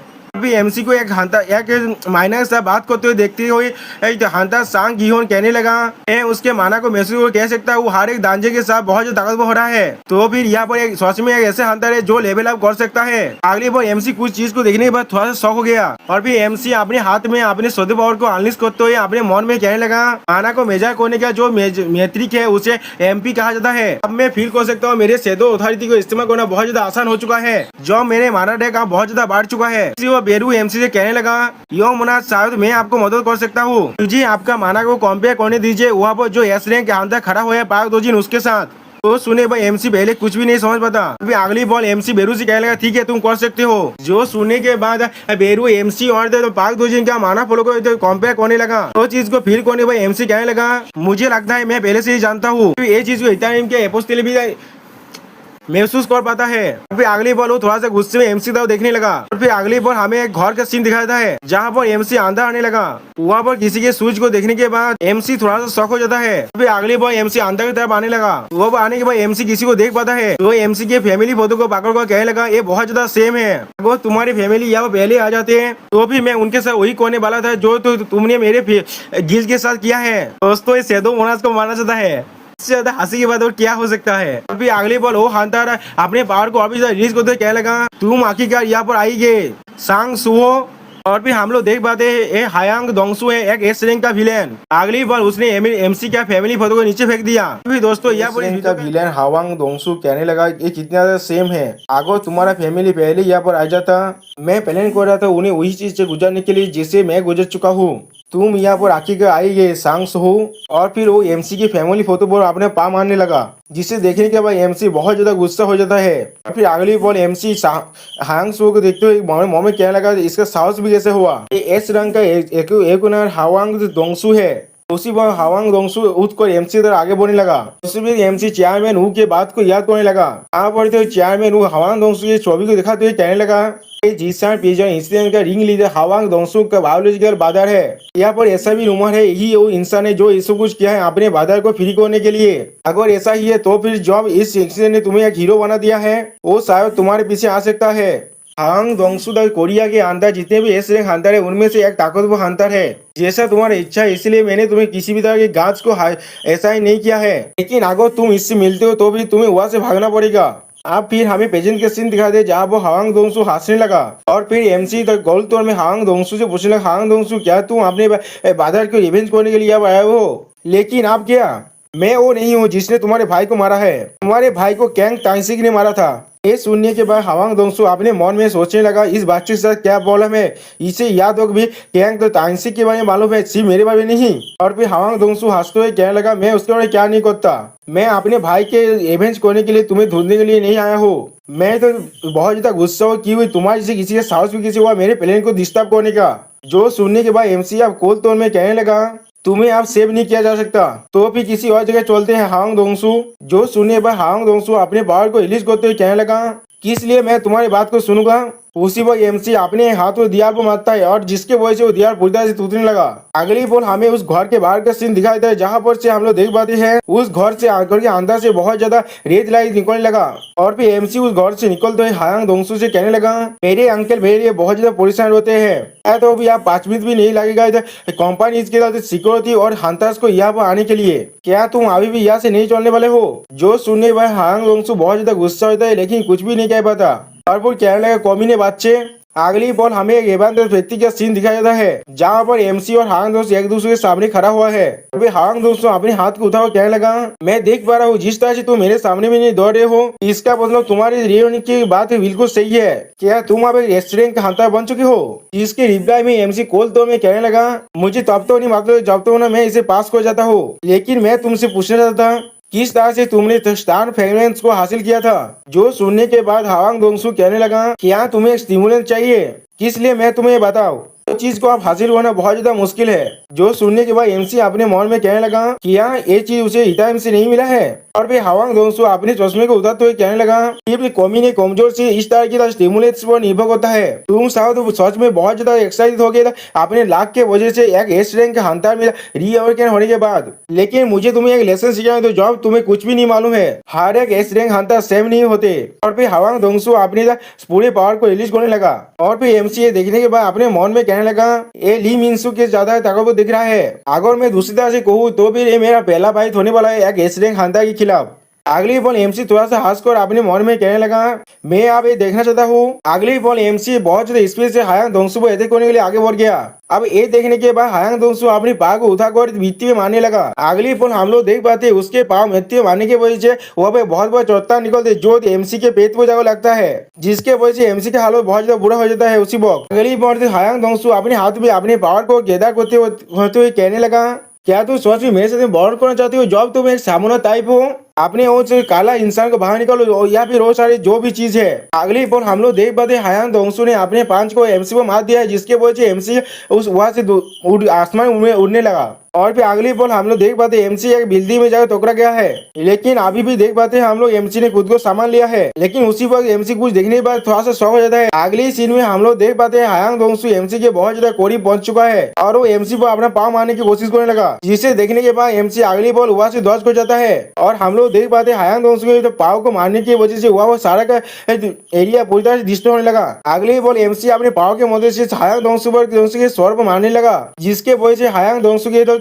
मुंह पर एक डेंट पड़ जाता है। आप अपने मुंह को दिख करते हायांग दोंगसू कहने लगा ये चीज सिर्फ मॉस्टर के कारण हिस्सा था। उसके बाद एमसी नीचे नामचता है और फिर उसी पर हायांग दोंगसू एमसी पर अपने हाथ से अटैक करने लगा, जिसके वजह से एमसी बहुत ज्यादा पीछे हटने लगा। अगली बॉल हायांग दोंगसू बीच से एमसी को अटैक करने के लिए आगे बढ़ने लगा और फिर हायांग दोंगसू एमसी को बहुत ज्यादा मारते हुए कहने लगा क्या तुम सोच में मुझे अपने स्ट्रेंथ के साथ हारना चाहते हो, या तो अभी अगर तुमने अपने हर एक एबिलिटी को इस्तेमाल किया तो भी ये बहुत ज्यादा मुश्किल है। हायांग दोंगसू के हर अटैक को अपने हाथों से डिफेंस करते हुए कहने लगा मैं हम दोनों के बीच क्या ताकत का जो डिफरेंस है उसे महसूस कर सकता हूँ। पहली बॉल एमसी कुछ देखने के बाद कहने लगा लेकिन, और फिर एमसी अपने दोनों पास्ट सेल्फ को याद करते हुए कहने लगा लेकिन मैं वही वैसा नहीं फील कर पा रहा हूँ जो मैंने तब फील किया था जब मैं उन्हें फेस कर रहा था। अगले पर हम लोग देख पाते हायांग दोंगसू रुक गया है, जिसे देखने के बाद एमसी पहले थोड़ा शौक हो जाता है। अगले पर हायांग दोंगसू बीच से एमसी पे देखते हुए कहने लगा, तुम शायद सच में बहुत ज्यादा कुकी हो, क्योंकि अभी भी तुम दूसरे स्टाफ के बारे में सोच रहे हो। और फिर हमें आसमान का सीन दिखाता है। अगले पर हम लोग देख पाते हुआ पर एक बिल्डिंग पूरी तरह से टूटने लगा और कोई उसके अंदर से बाहर निकलने लगा। अगले बेल कोच देखने के बाद हायांग दोंगसू बहुत ज्यादा शौक हो जाता है। और फिर हम लोग देख पाते हायांग दोंगसू के हाथ पर एक शेडो स्पीयर दुख चुका है, जिसे देखने के बाद हायांग दोंगसू घबराते हुए कहने लगा, तुम कौमी ने कब तुमने अपने वेपन को बाहर निकाल लिया। दूसरी तरफ हम लोग देख पाते रुकते हुए फैंस को, जहाँ पर एमसी गिरा होता, जिसे देखने के बाद वेरू पूछने लगा, यो मोनाज क्या आप ठीक है। इसके रिप्लाई में एमसी कहने लगा, ऐसा लग रहा है enhancement type S rank Hunter के साथ मेरे एबिलिटी के बिना फाइट करना बहुत ज्यादा मुश्किल है। अगली बॉल एमसी खड़ा होते हुए कहने लगा, अगर सोच क्यों ना जो मैं अपने हारे बचाए हुए पॉइंट्स को अपने स्टेज में इन्वेस्ट करना चाहता था, लेकिन जब मुझे उन सारी चीज को दूसरी जगह पर इस्तेमाल करना पड़ेगा तो फिर आप सच में सीरियस होते हैं। अगली बॉल हम लोग देख पाते एमसी चाह तो अब शेडो पावर निकलने लगा और फिर एमसी हायांग दोंगसू की तरफ अब आगे बढ़ने लगा। और फिर उसी वक्त हम लोग देख पाते एमसी अब हायांग दोंगसू से कोई बात चुका है। और फिर एमसी हायांग दोंगसू से कोल तौर में कहने लगा, हायांग दोंगसू क्या हमें अपना सेकंड राउंड शुरू करना चाहिए। फिर हम लोग देख पाते एमसी अपने शेडो आर्मर माइनो तो हेल्म को पहन लिया है और दूसरी तरफ अपने रिंग कीड़ा को भी पहन लिया है और भी कुछ शेडो आइटम को अपने शरीर में भी पहन लिया है। तो में दोस्तों यहाँ पर एमसी को बहुत ज्यादा डेंजरस दिख रहा है, बिल्कुल अपने फादर की तरह ही। अगली पर हम लोग सितारा देख पाते एमसी के हर एक स्ट्रेंथ बहुत ज्यादा बढ़ चुका है। और फिर एमसी कोल तौर में हायांग दोंगसू से कहने लगा, अब मैं तुम्हारे साथ अपने पूरे पावर के साथ फाइट करने वाला हूँ। अब ये देखने के बाद हायांग दोंगसू थोड़ा सा घबरा जाता है, लेकिन एमसी से कहने लगा, तुम्हें लगता है तुम मुझे इस सारी चीजों के साथ हरा सकते हो। और फिर उसी पर अपने मन में सोचने लगा, इसके बाद ये सारे आइटम कहाँ से आ गया। लेकिन अगली बॉल कुछ देखने बाद हायांग दोंगसू और भी घबराने लगा, वो डार्क रिबल क्या है। लेकिन ये सुनने के बाद एमसी कुछ भी नहीं समझ पाता और अगली बॉल हायांग दोंगसू कुछ ज्यादा भी घबराने लगा, जैसे ये उसने किसी घोस्ट को देख लिया है। वो अपने पिछले जिंदगी मेमोरी को याद करते हुए याद करने लगा। अब सांग जीनू हायांग दोंगसू से कहने लगा, तुम्हें गीत के बारे में क्या ख्याल है, जब तुम गिरती होकर ये मोड़े थे। अगली बॉल सांग जीनू कोल तुम्हें क्या लगा, क्या तुम्हें पसंद आया, क्या तुम्हें अच्छा लगता है। हायांग दोंगसू इस मेमोरी को याद करने के बाद हायांग दोंगसू अपने पास्ट में सेल पे रिटर्न होने लगा, जहाँ पर वो एक शेडो सोल्जर था और इसके वजह से बहुत ज्यादा घबराने लगा। और दोस्तों ये आर्मर को पहन कर खड़ा हुआ है और जिसमें एमसी बहुत ज्यादा कूल दिख रहा है। और फिर अगली वो एमसी कुछ नोटिस करने के बाद थोड़ा शौक होता है, लेकिन कुछ भी नहीं कह पाता। एमसी शेडो आर्मर को गायब करते हुए अपने मन में कहने लगा, ये चीज सच में मेरा स्टाइल नहीं है, ये चीज मुझे बहुत ज्यादा परेशान कर रहा है, मुझे आइटम एपीएंस को पूरी तरह से बंद कर देना चाहिए था। और वहाँ पर हम लोग देख पाते हायांग दोंगसू अभी भी एमसी के आर्मर को देखने में बहुत ज्यादा कांप रहा है। वो चीज को देखने के बाद एमसी थोड़ा शौक हो जाता है। अगली बार एमसी उसे देखते हुए कहने लगा, हायांग दोंगसू तुम्हें क्या हुआ। और दूसरी तरफ हम लोग देख पाते हायांग दोंगसू अभी भी बहुत ज्यादा दौड़ा हुआ है और वो अपने पास की मेमोरी को याद कर रहा है सांग जिनो के साथ, किस तरह से उसने सांग जिनो के साथ फाइट किया था और किस तरह से सांग जिनो ने उसे इतनी आसानी से मार डाला था। जिस मेमोरी को याद करने पर हायांग दोंगसू बहुत ज्यादा घबरा जाता है और फिर अपने कांपते हुए हाथ से अपने मुंह को पकड़ते हुए कहने लगा, क्या ये कोई हेलुसिनेशन है। अभी अगली बार खुद के मन में कहने लगा, जब मैंने उस बेले के जो उसके बॉडी को चारों तरफ से घिरा हुआ था उसे देखा तो उसे मेरे माइंड में किसी और का मेमोरी आ रहा है। और फिर अगली बार उस मेमोरी को मैं सोचते हुए कहने, नहीं नहीं वो किसी और का नहीं, वो मेरा ही मेमोरीज है। और फिर सांग जिनो के आंखों को याद करते कहने लगा, उन आंखों को मुझे याद है उस इंसान का नाम जो मुझे उस आंखों के साथ इस तरह से देखता था। और फिर वो बहुत ज्यादा गुस्सा करते कहने लगा, मैं किस तरह से इसे भूल सकता हूँ। अभी हायांग दोंगसू बहुत ज्यादा गुस्से में अपने पावर को रिलीज करते कहने लगा, सांग जीन हूँ। तो सुनने भाई एमसी बेरू से पूछने लगा, इसलिए हायांग दोंगसू को मेरे फादर का नाम मालूम है। जो सुनने के बाद बेरू कहने लगा, प्लीज ऐसा लग रहा है उसे अपने पिछले दुनिया का मेमोरीज याद आ चुका है। सोनी भाई एमसी फिर से पूछना, गिरीद वो कौन है। बेरू तुम इससे क्या कहना चाहते हो मुझसे। तो सोने के बाद अगली बार बेरू हायांग दोंगसू को देखते हुए एमसी को एक्सप्लेन करने लगा, हायांग दोंगसू मेरे लीज के साथ पुरानी दुनिया के अंदर अच्छे तार में नहीं था और आखिर में मेरे मास्टर ने उसे मार डाला था और फिर उसे अपना शेडो सोल्जर गिरीद बना लिया था। ऐसा लग रहा है उसे अपने जिंदगी पिछली जिंदगी मेमोरीज याद आ चुका है। और दूसरी बात हम लोग देख पाते हायांग दोंगसू ने अपने साथ को नीचे फेंक दिया है। ये सुनिए भाई एमसी हायांग दोंगसू को देखते हुए कहने लगा, शेडो के बिना ही उसे अपने मेमोरीज याद आ चुका है, ये किस तरह से हो सकता है। जो सुनने के बाद एमसी बेरू एमसी को चेयरमैन रू के बात को याद करते हुए कहने लगा, चेयरमैन ऊ जिन चोल को भी अपने पिछले दुनिया के मेमोरीज खुद ही याद आ चुका था, मुझे लगता है ऐसा संभव है। अब हायांग दोंगसू गुस्से में कहने लगा, सांग जीन हूँ, सांग सू हो। और फिर एमसी के फैमिली फोटो को याद करते हुए अपने माइंड में कहने लगा, अगर मैं अच्छी तरह से सोचूं तो फिर मैंने इस बच्चे के घर में मैंने उसकी फैमिली फोटो को देखा था। सांग सू जरूर सांग जिनो का लड़का है। और फिर सांग जिनो के बारे में याद करते हुए अपने मन में कहने लगा, इसलिए सांग जिनो इस दुनिया के अंदर हंता की तरफ काम कर नहीं कर रहा है। क्या ऐसा हो सकता है किसी वजह की वजह से सांग जिनो यहाँ पर एक्ट नहीं कर पा रहा है। फिर अगली पर दोंगसू एमसी पर अटैक कर देता है, जिसके अटैक को एमसी अपने हाथों की मदद से रोक देता है। फिर एमसी को बहुत ज्यादा पावर के साथ अटैक करते हुए अपने मन में कहने लगा, तो दार की हूँ मैं सांग जिनो के नेक्रोमेंसर स्किल की वजह से जो उसने मुझ पर इस्तेमाल किया था, तो अभी इस बच्चे के पास भी वो सिमिलर एबिलिटी है, लेकिन इसके पास अभी भी थोड़ा ज्यादा एक्सपीरियंस नहीं है। और फिर हम लोग देख पाते एमसी लेकिन आसानी से उसके अटैक को रोक पा रहा है। ये देखते हुए हायांग दोंगसू अपने मन में कहने लगा, ये मेरे लिए परफेक्ट अपॉर्चुनिटी है। और फिर वो अपने पास लाइफ की मेमोरीज को याद करते हुए कहने लगा, मुझे थोड़ा थोड़ा याद है सांग जिनो को एक स्लेब की तरह साफ करने की मेमोरीज मुझे। और फिर हम लोग देख पाते हैं सांग जिनो के सामने सेतु सोल्जर के फॉर्म में अपना शॉर्ट सुखा हुआ खड़ा हुआ है। इस सीन को याद करते हायांग दोंगसू अपने मन में कहने लगा, उससे फाइट करने के बाद उसने मुझे अपना साबुत बनने के लिए मजबूर कर दिया था, इतनी ज्यादा ह्यूमिलेटिंग करने के लिए उसे अपना प्राइस को पे करना ही पड़ेगा। और फिर बहुत ज्यादा गुस्से में वो कहने लगा, सांग जिनो तुम अपने लड़के को आप खोने वाले हो। सच में दोस्तों इससे लगता है ये एमसी को मार सकता है। अगली बॉल हम लोग देख पाते एमसी उसके अटैक को रोकते हुए उससे पूछने लगा, कौन सा चीज से तुम इतना डर गए हायांग दोंगसू। सच में दोस्तों यहाँ पर एमसी का लुक बहुत ज्यादा कूल दिख रहा था। तो सुनने के बाद हायांग दोंगसू बहुत ज्यादा गुस्सा करने लगा, लेकिन कुछ भी नहीं कह पाता। लेकिन उसी को हम लोग देख पाते एमसी ने उसके हाथ में 2 काट लगा दिया है। और फिर अगली को हम लोग देख पाते एमसी अपने पेस के अंदर से बहुत सारे सेतु यहाँ पर बाहर निकलने लगा और फिर उनसे हायांग दोंगसू को अटैक करने लगा। इससे वजह से हम लोग देख पाते हायांग दोंगसू के बॉडी के अंदर बहुत ज्यादा घाव बन जाता है। और फिर एमसी के अटैक को रोकते हायांग दोंगसू अपने मन में कहने लगा, ये बच्चा अचानक से बहुत ज्यादा ताकतवर बन चुका है। और दूसरा हम लोग देख पाते एमसी अपने शैडो पावर की मदद से और भी ज्यादा वेपन्स को बाहर निकलने लगा। और फिर एमसी अपने वेपन को बाहर निकलते अपने मन में कहने लगा, इन सारे काउंटलेस शैडो आइटम्स को मैंने क्रिएट किया था उन सारे फील्ड टाइप डांजर्स को क्लियर करने के बाद, इनके स्टेट इंक्रीजिंग इफेक्ट की मदद से और या तो भी इनके सामोनिक मैकेनिज्म जो मुझे इन्हें अपने शैडोज के अंदर से सामन करने में मदद करता है, वो भी बिना अपने आइटम विंडो को ओपन किए। और फिर एमसी एक सेतु स्रोत को पकड़ते हुए अपने मन में कहने लगा, अगर मैंने अच्छी तरह से इन्हें इस्तेमाल कर पाऊँ। और फिर हम लोग देख पाते एमसी हायांग दोंगसू के पेट पर एक बहुत बड़ा शॉर्ट स्लैश मार दिया है। इन सारे वेपन को देखने पर हायांग दोंगसू बहुत ज्यादा परेशान होने लगा। और फिर अगली पर हम लोग देख पाते एमसी अपने हाथ में स्काइट की मदद से हायांग दोंगसू के बॉडी पर और एक बहुत बड़ा स्लैश मार दिया है, जिसके वजह से हायांग दोंगसू के बॉडी के अंदर से बहुत ज्यादा खून निकलने लगा। और दोस्तों यहाँ पर एमसी को देखने में सच में एक नेक्रोमेंसर जैसा ही लग रहा था। नेक्रोमेंसर का आइकॉनिक स्काइट एमसी के पास है। अब ये चीज को देखने पर अपने मुंह से खून खासते हुए हायांग दोंगसू अपने मन में कहने लगा, वो कहाँ से इतने सारे वेपन्स बाहर निकल रहा है, क्या सांग जिनो के पास भी इस तरह की एबिलिटी था। और फिर हायांग दोंगसू देखते हुए बेरू अपने मन में कहने लगा, मैं महसूस कर पा रहा हूँ यो मोनाचाप गोरो कर रहा है, या तो भी बैटल के अंदर भी सिर्फ उसका लेवल ही नहीं, लेकिन यह तो भी उनका स्किल और टैक्टिक्स भी आप लेवल अप कर पा रहा है, जिन्हें हम लोग मेजर नहीं कर सकते। और फिर एमसी को अपने वेपन को आसानी से इस्तेमाल करते हुए देखने के बाद बेरू कहने लगा, मेरे लीग मैं बेरू ये कहने के साहस को पा रहा हूँ, ज्यादा वक्त नहीं लगेगा जब आप यो महाराज को अपने साथ पाएंगे।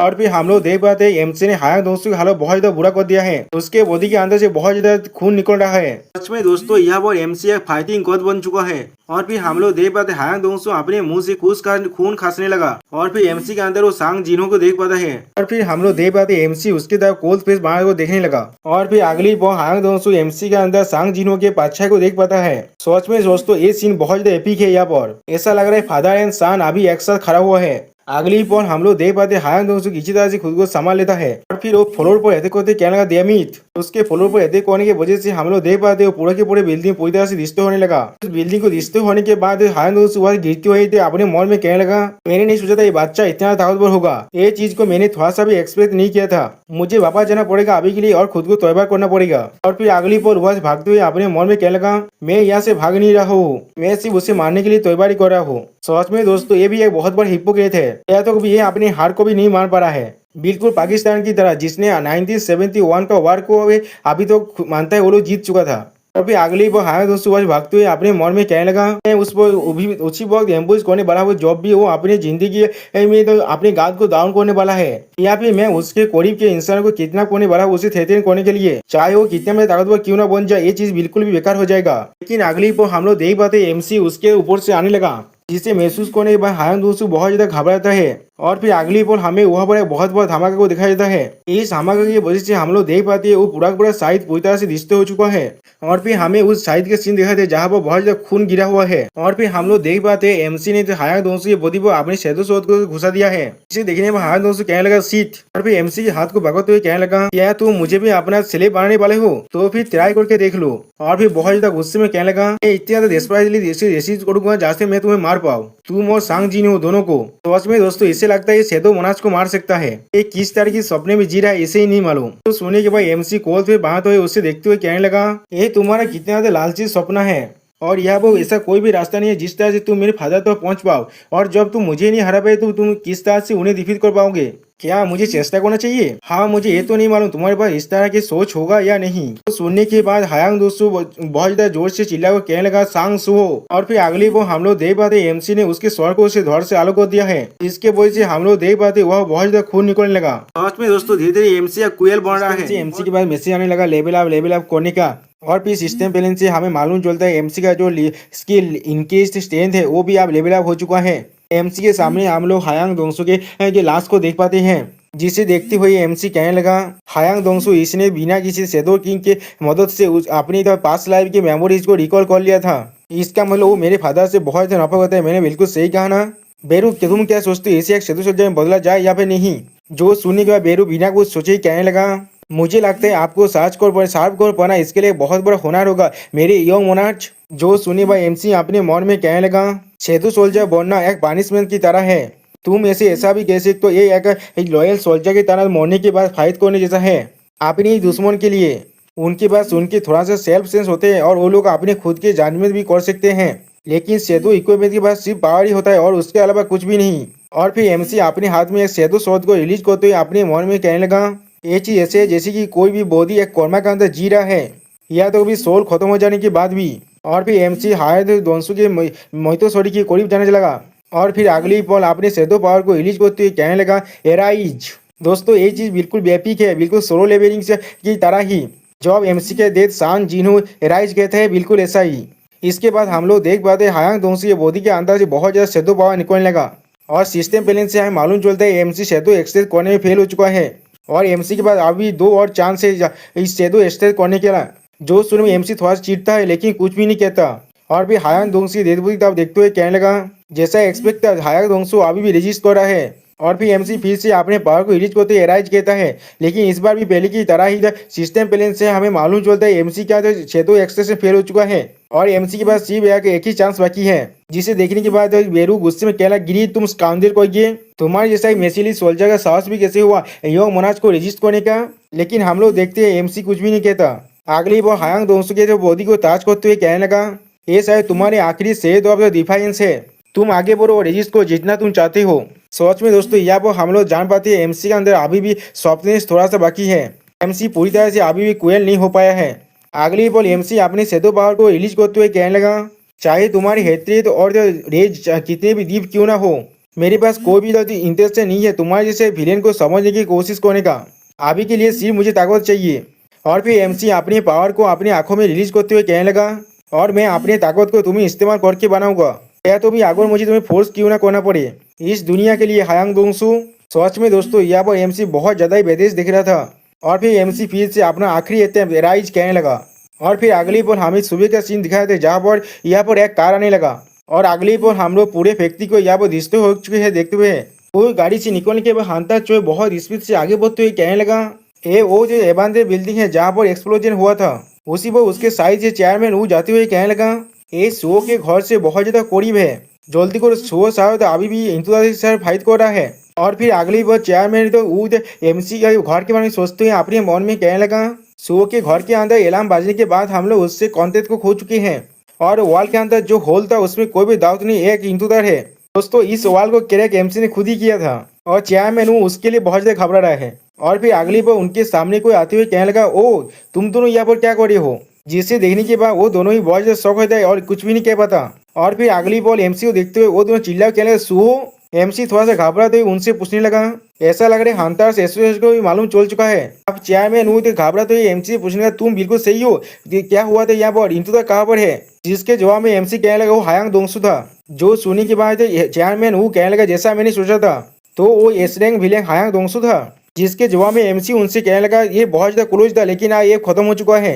जो सुने पर हम लोग देख पाते चेयरमैन वो और चेयरमैन चो बहुत ज्यादा घबरा चुका है और जो चेयरमैन वो कहने लगा क्या इसका मतलब हायांग दोंगसू आप। और एमसी उनकी तो बात को काटते हुए मुस्कुराते हुए कहने लगा हाँ और फिर एमसी अपने सेतु व्यापार को रिलीज करते कहने लगा मैं जीत चुका हूँ। सच में दोस्तों यहाँ पर एमसी ने हायांग दोंगसू के सोल को अपने एक कॉन्टिनेंट में बदल दिया है, जो देखने में बहुत ज्यादा ही कूल और बेदेश दिख रहा है यहाँ पर। और फिर सिस्टम बैलेंस से मालूम चलता है इस सेतु आयते का नाम गिरीथ है, जो अभी लेवल 1 में है। इसका ग्रेड हीरोइक है और इसके बाद जो एथे पावर है वो 280 प्लस है। इसके वजह से एमसी के हर एक स्टेट तो 2 डिजिट में बढ़ जाता है दोस्तों। और फिर अगली पर हमें नीला आसमान का सीन दिखाया जाता है और फिर एक बिल्डिंग के सामने बहुत सारे रिपोर्टर खड़ा हुआ है, हम लोग देख पाते हैं। और फिर हमें तो हंटर से एसोसिएशन का माना मेजरमेंट का सेंटर का सीन दिखाया जाता है, जहाँ पर एक बहुत बड़ा माना बॉल है। वहाँ पर एक इंसान बहुत ज्यादा घबराते हुए कहने लगा क्या, और फिर वो इंसान बाहर निकलते हुए कहने लगा क्या सिर्फ दी रैंक आफ्टर एवोकनिंग होने के बाद भी।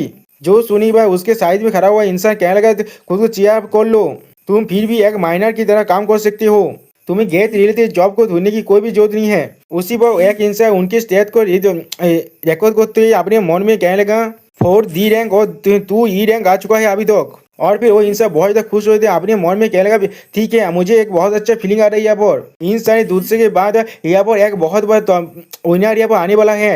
और फिर हमें बता रहे थे इसका नाम किम पांसियोक है और ये एक अनएम्प्लॉयड ओकेनर है। और फिर और हंटर रैंक को मैं सोचते हुए अपने मन में कहने लगा या तो भी मैं कोई एस रैंक के बारे में आशा नहीं कर रहा, मुझे सिर्फ ए रैंक और या तो भी बी रैंक भी मेरे लिए काफी है, मैं इससे अपनी जिंदगी को बदलने के बारे में बिल्कुल भी नहीं सोच रहा हूँ। उसी वो और एक होस्ट था और कहने लगा अगला पर्सन आप अपने मेजरमेंट के लिए तैयार हो जाओ। जो सुनने के बाद हंटर किम पायक्सोन अपने मन में कहने लगा इस आदमी के बाद मेरी बारी आ चुका है, अगर ये भी एक दूध बन जाए बिल्कुल उनकी तरह ही। उसी वो होस्ट कहने लगा हंटर सांगसू आप अंदर आ जाइए। जो सुनने के बाद एमसी कहने लगा ठीक है। और फिर अगले पल एमसी अपने बालों को ठीक करते हुए कहने लगा ये चीज अभी भी बहुत एकवार लग रहा है मुझे। और दूसरी तरफ एमसी को देखते हुए हंता पाक किम पायक्सू अपने मन में कहने लगा प्लीज इसे भी अगर ई रैंक के होने देना।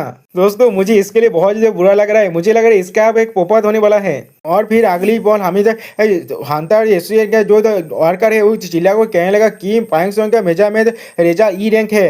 और फिर कोई चिल्ला कहने लगा साउथ कोरिया के लिए और एक एस रैंक अंतर हार चुका है। और हम लोग देख पाते बहुत सारे न्यूज रिपोर्टर एमसी का छवि तुलने लगा और उसी को पीछे से कोई कहने लगा और ये एक है, ये इंसान जिसान पिजन इंसिडेंट का हीरो है। ये चीज बिल्कुल बहुत ज्यादा ही अच्छा है। दोस्तों मुझे ऐसा लग रहा है हम लोगों ने ये चीज को पहले ही कोई बहुत देख चुके हैं, अगर आप लोग को याद आए तो फिर कमेंट में जरूर कहना। अगली पर एक रिपोर्टर एमसी से पूछने लगा मिस्टर सांगसू आप एक एस रैंक हंटर बोने के बाद आपको कैसा लग रहा है, जिसके जो सुनने पर हम लोग देख पाते एमसी ओका लिए मुस्कुरा रहा है। और उसी पर हम लोग देख पाते चेयरमैन उस साइड की बिल्डिंग से एमसी पर नजर रख रहा है। और उसी पर चेयरमैन वो कहने लगा आप सुओ एक एस रैंक हंटर बन चुका है जैसा उसने प्रॉमिस किया था। जो सुनने के बाद हंटर चोई कहने लगा जैसा हम लोगों ने पहले ही सोच लिया था, जिसके जवाब में हंटर बाय के उन्होंने कहने लगा इसके बहुत स्पीड के साथ वो शायद कुछ वक्त के अंदर एक नेशनल लेवल हंटर भी बन सकता है। जो सुनने के बाद हंटर चोई थोड़ा सा कोल तो में कहने लगा इसके साथ हम लोगों ने अपने फाउंडेशन को बना लिया है, आप वक्त आ चुका है अगले स्टेप में मूव करने का। और भी हंटर चोई एमसी के सारे पास से जाने के बारे में सोचते हुए कहने लगा जितने भी फील्ड टाइप थे तो दांजे कोरिया के अंदर है उन सभी को हमें अब बंद करना है, जितने भी गिल्स बाकी है उन सभी को हम लोग को एक साथ जोड़ना पड़ेगा। और यह तो भी पूरे दुनिया के हर एक हंटर को एक साथ करना पड़ेगा, हम लोग को हर एक चीज करना पड़ेगा हंटर सांग जीनो के लिए। मैं सोच भी नहीं सकता इसमें कितना ज्यादा वक्त लगेगा। जो सुने पर हंटर बायो उन्होंने थोड़ा सा परेशान होते हुए कहने लगा यहाँ पर असली परेशानी है हम जब हम लोग और सुओ इसमें काम कर रहे थे इस टाइम के एपोस्टल हमारे काम में बाधा जरूर डालेगा। जो सुनने के बाद चेयरमैन वो एमसी को देखते हुए कहने लगा और स्टार पाउडर स्टार फ्रेगमेंट जिन्हें ने इलीगल डिक्लेयर कर दिया है वो अभी भी इवॉल्व हो रहा है और चाहता है तो छड़ा रहा है, जैसे कि उन लोग को अच्छी तरह से मालूम है किस तरह से एसोसिएशन मूव कर रहा है और वो लोग बार बार हमारे हाथ से बाज कर निकल रहा है। अगर वो लोग सच में हमारे बहुत ज्यादा करीब है अपनी आइडेंटिटी को छुपा कर हम लोग को उन सारे इंसान को निर्विधान करना पड़ेगा जिन लोग को हाथ में सच में त्याग कर सकते हैं, क्योंकि ऐसा लग रहा है हमारे एनिमी बहुत ज्यादा कानी है जैसा हम लोग सोच भी नहीं सकते। उसी पर हम लोग देख पाते इटारियम के एपोस्टल का सीन जो अब थोड़ा सा घबराने लगा और हम लोग देख पाते वो अभी भी साइड में छुप कर एमसी को देख रहा है। और फिर अगली बॉल वो वहां से गायब हो जाता है और फिर हमें एक दांजे का सीन दिखाया जो अभी अभी ओपन हो रहा है। सच में दोस्तों इस दांजे का कलर कुछ ज्यादा भी घारो दिख रहा है हमारे लिए। उस दांजे के अंदर हम लोग बहुत सारे इटालियन एपोस्टल के सर्वेंट को देख पाते हैं जो लोग एक साथ मिलकर एक मॉन्स्टर को मार रहे हैं। सच में दोस्तों इन लोगों ने आसानी से इतने बड़े मॉन्स्टर को मार डाला एक साथ मिलकर, उसी पर कोई साइड से कहने लगा इतना काफी है। और फिर हम लोग देख पाते यहाँ पर इटालियन के एपोस्टल आकर कहने लगा हर कोई आप एक साथ खड़ा हो जाओ, अगली पर हम लोग देख पाते वो सारे इथारियम के एपोस्टल के सर्वेंट उसके सामने आकर खड़ा हो चुका है। उन्हें देखते हुए इथारियम के एपोस्टल अपने मन में कहने लगा, ली मिनसुइंग के बाद कोई भी ए रैंक का हंटर इस स्टार फ्रेगमेंट्स को रजिस्ट नहीं कर सकता। लेकिन इसका असली परेशानी है इन्हें इतना भी रिफाइन नहीं किया गया है जो एक एस रैंक हंटर को बिलीवर में बदलना जाए। और फिर एमसी के बारे में सोचते हुए कहने लगा, सांगसो को एस रैंक हंटर बनने के बाद वो अपनी स्पीयर ऑफ एक्टिविटी को बहुत ज्यादा बढ़ा रहा है। उस दिन से उसने बाकी सारी हंटर गिल्ड्स को भी आप रिक्वेस्ट करना शुरू कर चुका है। और फिर एमसी के पावर में सोचते हुए इथारियम की एपोस्टल कहने लगा, वो मेरे साथ अभी एक टेरिटोरी के कॉन्क्वेस्ट गेम खेलना चाहता है।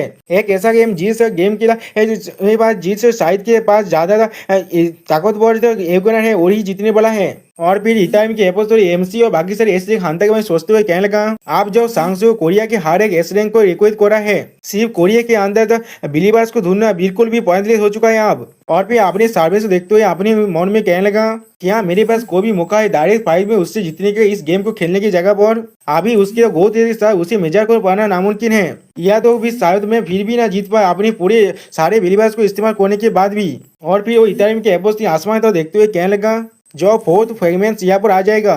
और फिर अपने पावर को थोड़ा सा रीच करते हुए कहने लगा, उस फोर्थ फ्रेगमेंट के आने के बाद मेरा गोल होगा डार्कनेस की अथॉरिटी को पोजेस करना। सोच में दोस्तों एक कहने के बाद थोड़ा सा मुस्कुराने लगा। इसके बाद मैं आसानी से सांगसू की तरफ आगे बढ़ पाऊंगा। और फिर इथारियम के एपोस्टल अपनी आंखों में अपने पावर को रिलीज करते हुए कहने लगा, मैं इस गेम को अब जीतना चाहता हूँ। फोर्थ फ्रेगमेंट का जो पावर है वो बहुत जल्दी यहाँ पर आने वाला है नहीं। या तो भी अगर मुझे फिफ्थ फ्रेगमेंट का पावर भी मिल जाए या तो भी अगर मुझे उसे फोर्स करके भी हासिल करना पड़े तब भी मैं इसे जीतना चाहता हूँ। और ये कहने के बाद वो अपने मुंह को पागल कर अपने पावर को और भी ज्यादा रिलीज करने लगा। सच में दोस्तों ये चीज कुछ ज्यादा खतरनाक दिख रहा था। उसी वो पीछे से कोई कहने लगा, क्या हंटर पार्क दोजिन। हम लोग देख पाते उसके पीछे से एक लड़की आ रहा है जिसे महसूस करने के बाद हंटर पार्क दोजिन थोड़ा सा घबरा जाता है। और फिर वो लड़की फिर से इथारियम के एपोस्टल से कहने लगा, ये सच में तुम ही हो। मैंने कभी नहीं सोचा था मैं एक डांजी के अंदर तुमसे मिल जाऊंगा। और उसी पर हम लोग देख पाते हंटर पार्क दोजिन बहुत ज्यादा गुस्से में उस लड़की को देखने लगा। और फिर अगली पर लड़की बहुत खुशी मारी रोते हुए कहने लगा, ये बहुत ज्यादा अच्छी बात है, मैं अपनी तरफ पार्टी से सेपरेट हो चुका था, जो तुम्हें देखकर मैं बहुत ज्यादा खुश हो रहा हूँ। और फिर वो लड़की हंटर पांग दोजिन को देखते हुए कहने लगा, क्या मैं तुम्हें ज्वाइन कर सकता हूँ। लेकिन अगली पर हम लोग देख पाते हैं वो हंटर पांग दोजिन उस पर अपनी लाइन थी पावर से अटैक करता है जिसके वजह से उसके स्वर से खून निकलने लगा। और फिर भी हंटर पांग दोजिन अपनी पावर को अभी रिलीज करने लगा। सच में दोस्तों इसे देखकर ऐसा लग रहा है ये अपने कंट्रोल को धीरे धीरे खो रहा है। और फिर उस लड़की को देखते हुए कहने लगा, रिपा जो इस डांजर को ऑन करता है कोई भी यहाँ पर नहीं आ सकता, तुम कौन हो। जो सुनिए हम लोग देख पाते वो लड़की खुद को हील करते हुए कहने लगा, तुम्हारे पास बहुत अच्छे इंस्टिंक्ट है। और फिर अगली बॉल वो जो लड़की एक मौसम में बदलते हुए कहने लगा, लेकिन फिर भी क्या ये बहुत ज्यादा मीन नहीं है तुम्हारे लिए अचानक से मुझ पर अटैक कर देना। क्या तुम ऐसी जगह में बड़े हुए हो जहाँ पर कोई भी बिना गिटिंग्स के बात करते हैं। हंटर पार्क दोजिन सच में दोस्तों ये मॉन्स्टर कुछ ज्यादा भी कीपी दिख रहा है। और फिर वो मॉन्स्टर कहने लगा, या फिर मुझे तुम्हें इथारियम के एपोस्टल कहना चाहिए।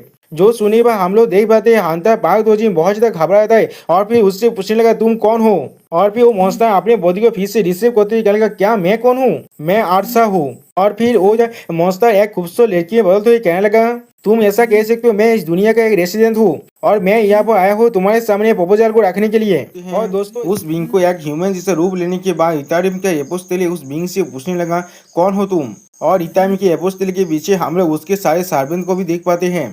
अब वो बींग कहने लगा, मैं आरसा हूँ, शायद तुम ये भी कह सकते हो मैं इस वर्ल्ड का एक रेसिडेंट हूँ और मैं यहाँ पर आया हूँ तुम्हारे सामने एक प्रपोजल को रखने के लिए। जो सुनने के बाद इथारियम का एपोस्टल कुछ भी नहीं कह पाता और अपनी आंखों में अपने पावर को रिलीज करने लगा। अगली पर आरसा से पूछने लगा, किस तरह से तुमने मुझे ढूंढ लिया। जिसके जवाब में आरसा स्टेज फेस बांधते हुए कहने लगा, ये सिर्फ एक कोइंसिडेंस है।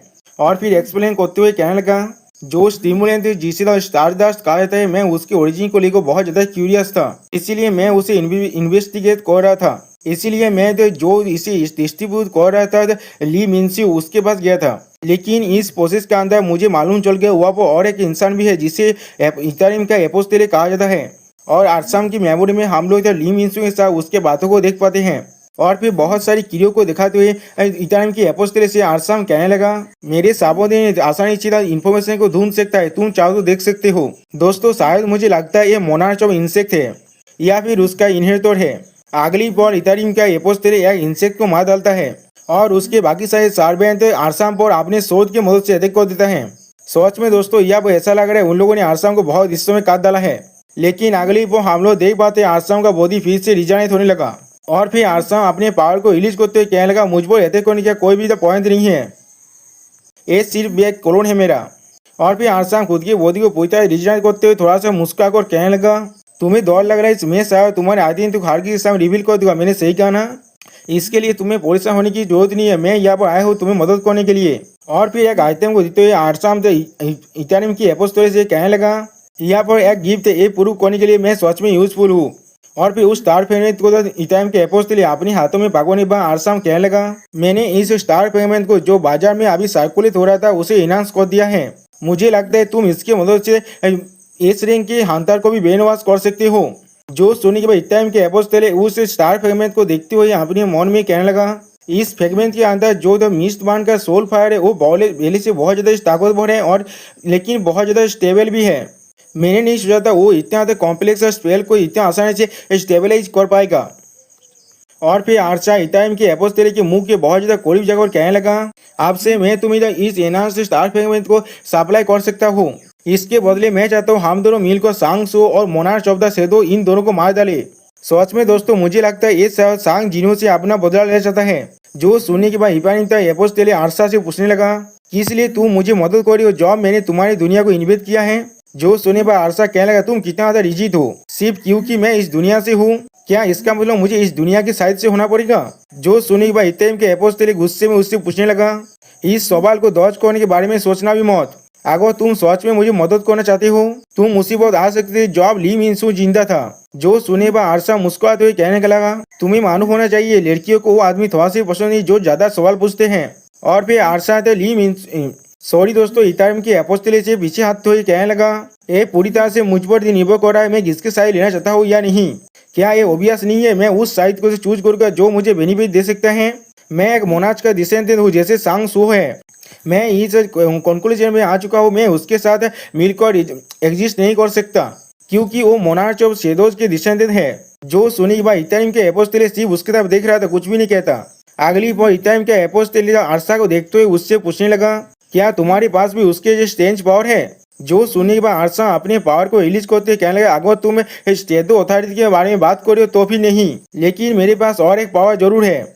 और फिर आरसा अपने पावर को अभी से रिलीज करते कहने लगा जैसे कि अगली पर हम लोग देख पाते हैं इथेरियम के एपोस्टोरी के पीछे जो बिस्ट का जो मॉन्स्टर का डेड बॉडी गिरा हुआ था वो अब फिर से जिंदा हो जाता है और उसके आंखों में अब आरसा की पावर रिलीज हो रहा है जिसे महसूस करने के बाद इथेरियम के एपोस्टोरी खुद शॉक हो जाता है। और फिर उस मॉन्स्टर को देखते हुए कहने लगा क्या हम इन सभी को मार नहीं डाले थे, लेकिन उसी वो हम लोग देख पाते वो मॉन्स्टर अपने अंदर से ब्लू ग्रीन रंग के पावर को रिलीज करते उस पर अटैक करने के लिए आगे बढ़ने लगा। लेकिन उसी वक्त उस मॉन्स्टर के बॉडी अब बहुत सारे हिस्सों में बांट जाता है और फिर उस मॉन्स्टर के जो शहर है वो पूरी तरह से डिस्ट्रॉय हो जाता है जिसे देखने के बाद इथेरियम के एपोस्टोरी या वो कुछ भी नहीं समझ पाता। और फिर आरसा अपने जो उंगली में एक इंसे को दिखाते हुए कहने लगा मैं डिसेंडेंट ऑफ प्लेग हूँ, मैं ये चीज जरूर कर सकता हूँ। और हम लोग देख पाते उसके हाथ में जो इंसे थे वो बहुत ज्यादा खतरनाक दिख रहा है। और फिर आरसा इथेरियम की एपोस्टोरी से पूछना तुम्हें इसके बारे में क्या ख्याल है, तुम्हें मालूम होना चाहिए वो लोग क्या कहते हैं, मेरे एनिमी के जो एनिमी है वो मेरे फ्रेंड है। और फिर आरसा इथेरियम की एपोस्टोरी की तरफ देखते हुए कहने लगा अगर हम लोग अपने फोर्सेस को मिलाए थे तो फिर हम दोनों को इससे बेनिफिट मिल सकता है, क्या नहीं मिलेगा। जो सुने पर हम लोग देख पाते इथेरियम के एपोस्टोरी अभी जो सोच रहा है कुछ भी नहीं कहता। और फिर अगली पर हमें एक पोर्टल का सीन दिखाए थे जिसके अंदर से अब आरसा बाहर निकलने लगा जहाँ पर आरसा के लिए और दो इंसान इंतजार कर रहा था। उनमें से एक कहने लगा आरसा क्या तुम वापस आ चुके हो। और फिर वो छोटा सा लड़का बहुत ज्यादा खुश होकर आरसा से पूछने लगा एक किस तरह से गया, क्या इथेरियम के एपोस्टोरी के साथ जो नेगोशिएशन करने के लिए तुम गए थे वो काम कर गया। जिसके जवाब में आरसा मुस्कुराते हुए कहने लगा हाँ उसने कहा है वो हमें मदद करेगा। जो सुनी पर वो लड़का बहुत ज्यादा खुश होकर कहने लगा मुझे मालूम था आरसा तुम बहुत ज्यादा ही अमेजिंग हो। जो सुनी पर आरसा उस लड़की के स्वर पर हाथ रखते हुए कहने लगा पया तुम्हारे बहुत ज्यादा शुक्रिया। और फिर आरसा इथेरियम के एपोस्टोरी के बारे में सोचते हुए अपने मन में कहने लगा पाक दोजी जो इथेरियम के एपोस्टोरी है सिर्फ मैंने इसको उसके सवाल का जवाब दिया था जो इस दुनिया के बारे में था और उसने मेरे से कोऑपरेट करने के लिए मान गया। ये बहुत ज्यादा आसान था जितना मैंने सोचा था उससे भी ज्यादा, लेकिन ये चीज सेंस जरूर बढ़ रहा है। मोनार्च ऑफ शैडो शायद उनके गोल के लिए एक ऑब्स्टेकल है। उसी बहुत आरसा किसी और की तरफ देखते हुए कहना कौन इसका पूर्वक होता है। और फिर अपने सामने एक सिस्टम प्लेन को देखते हुए कहने लगा, शायद सिस्टम के अंदर इस तरह के उदार होने के कोई तो वजह जरूर होगा। यानी दोस्तों इन लोगों के पास भी एक सिस्टम है, क्या इसे भी कोई आर्किटेक्ट ने बनाया है, जैसे सांग जिनो के सिस्टम को एक आर्किटेक्ट ने बनाया था। और फिर अगली पर उस सिस्टम बैलेंस से हम लोग देख पाते हैं उन लोगों के पास अभी एक क्वेस्ट है जिसका नाम है path to become the monarch. इसके लिए तुम्हें मोनार्च और सेदुस को मारना पड़ेगा और इटाइम के एपोस्टोली के एक एलाई बनना पड़ेगा। और बाकी दोनों इंसान को देखते हुए आरसा कहने लगा, आप हम लोगों के पास ज्यादा वक्त नहीं है। और फिर अपने पावर को रिलीज करते हुए कहने लगा, हम लोगों के लिए जो आप एक मोनार्च का डिसेंडेंट है। और फिर अगली पर हमें बिल्डिंग का सीन दिखाता है जहाँ पर कोई इंसान पेपर को दिखाते हुए किसी से कहने लगा, यही हमारा बेस्ट खबर है जो हमें लोग तुम्हें दे सकते हैं।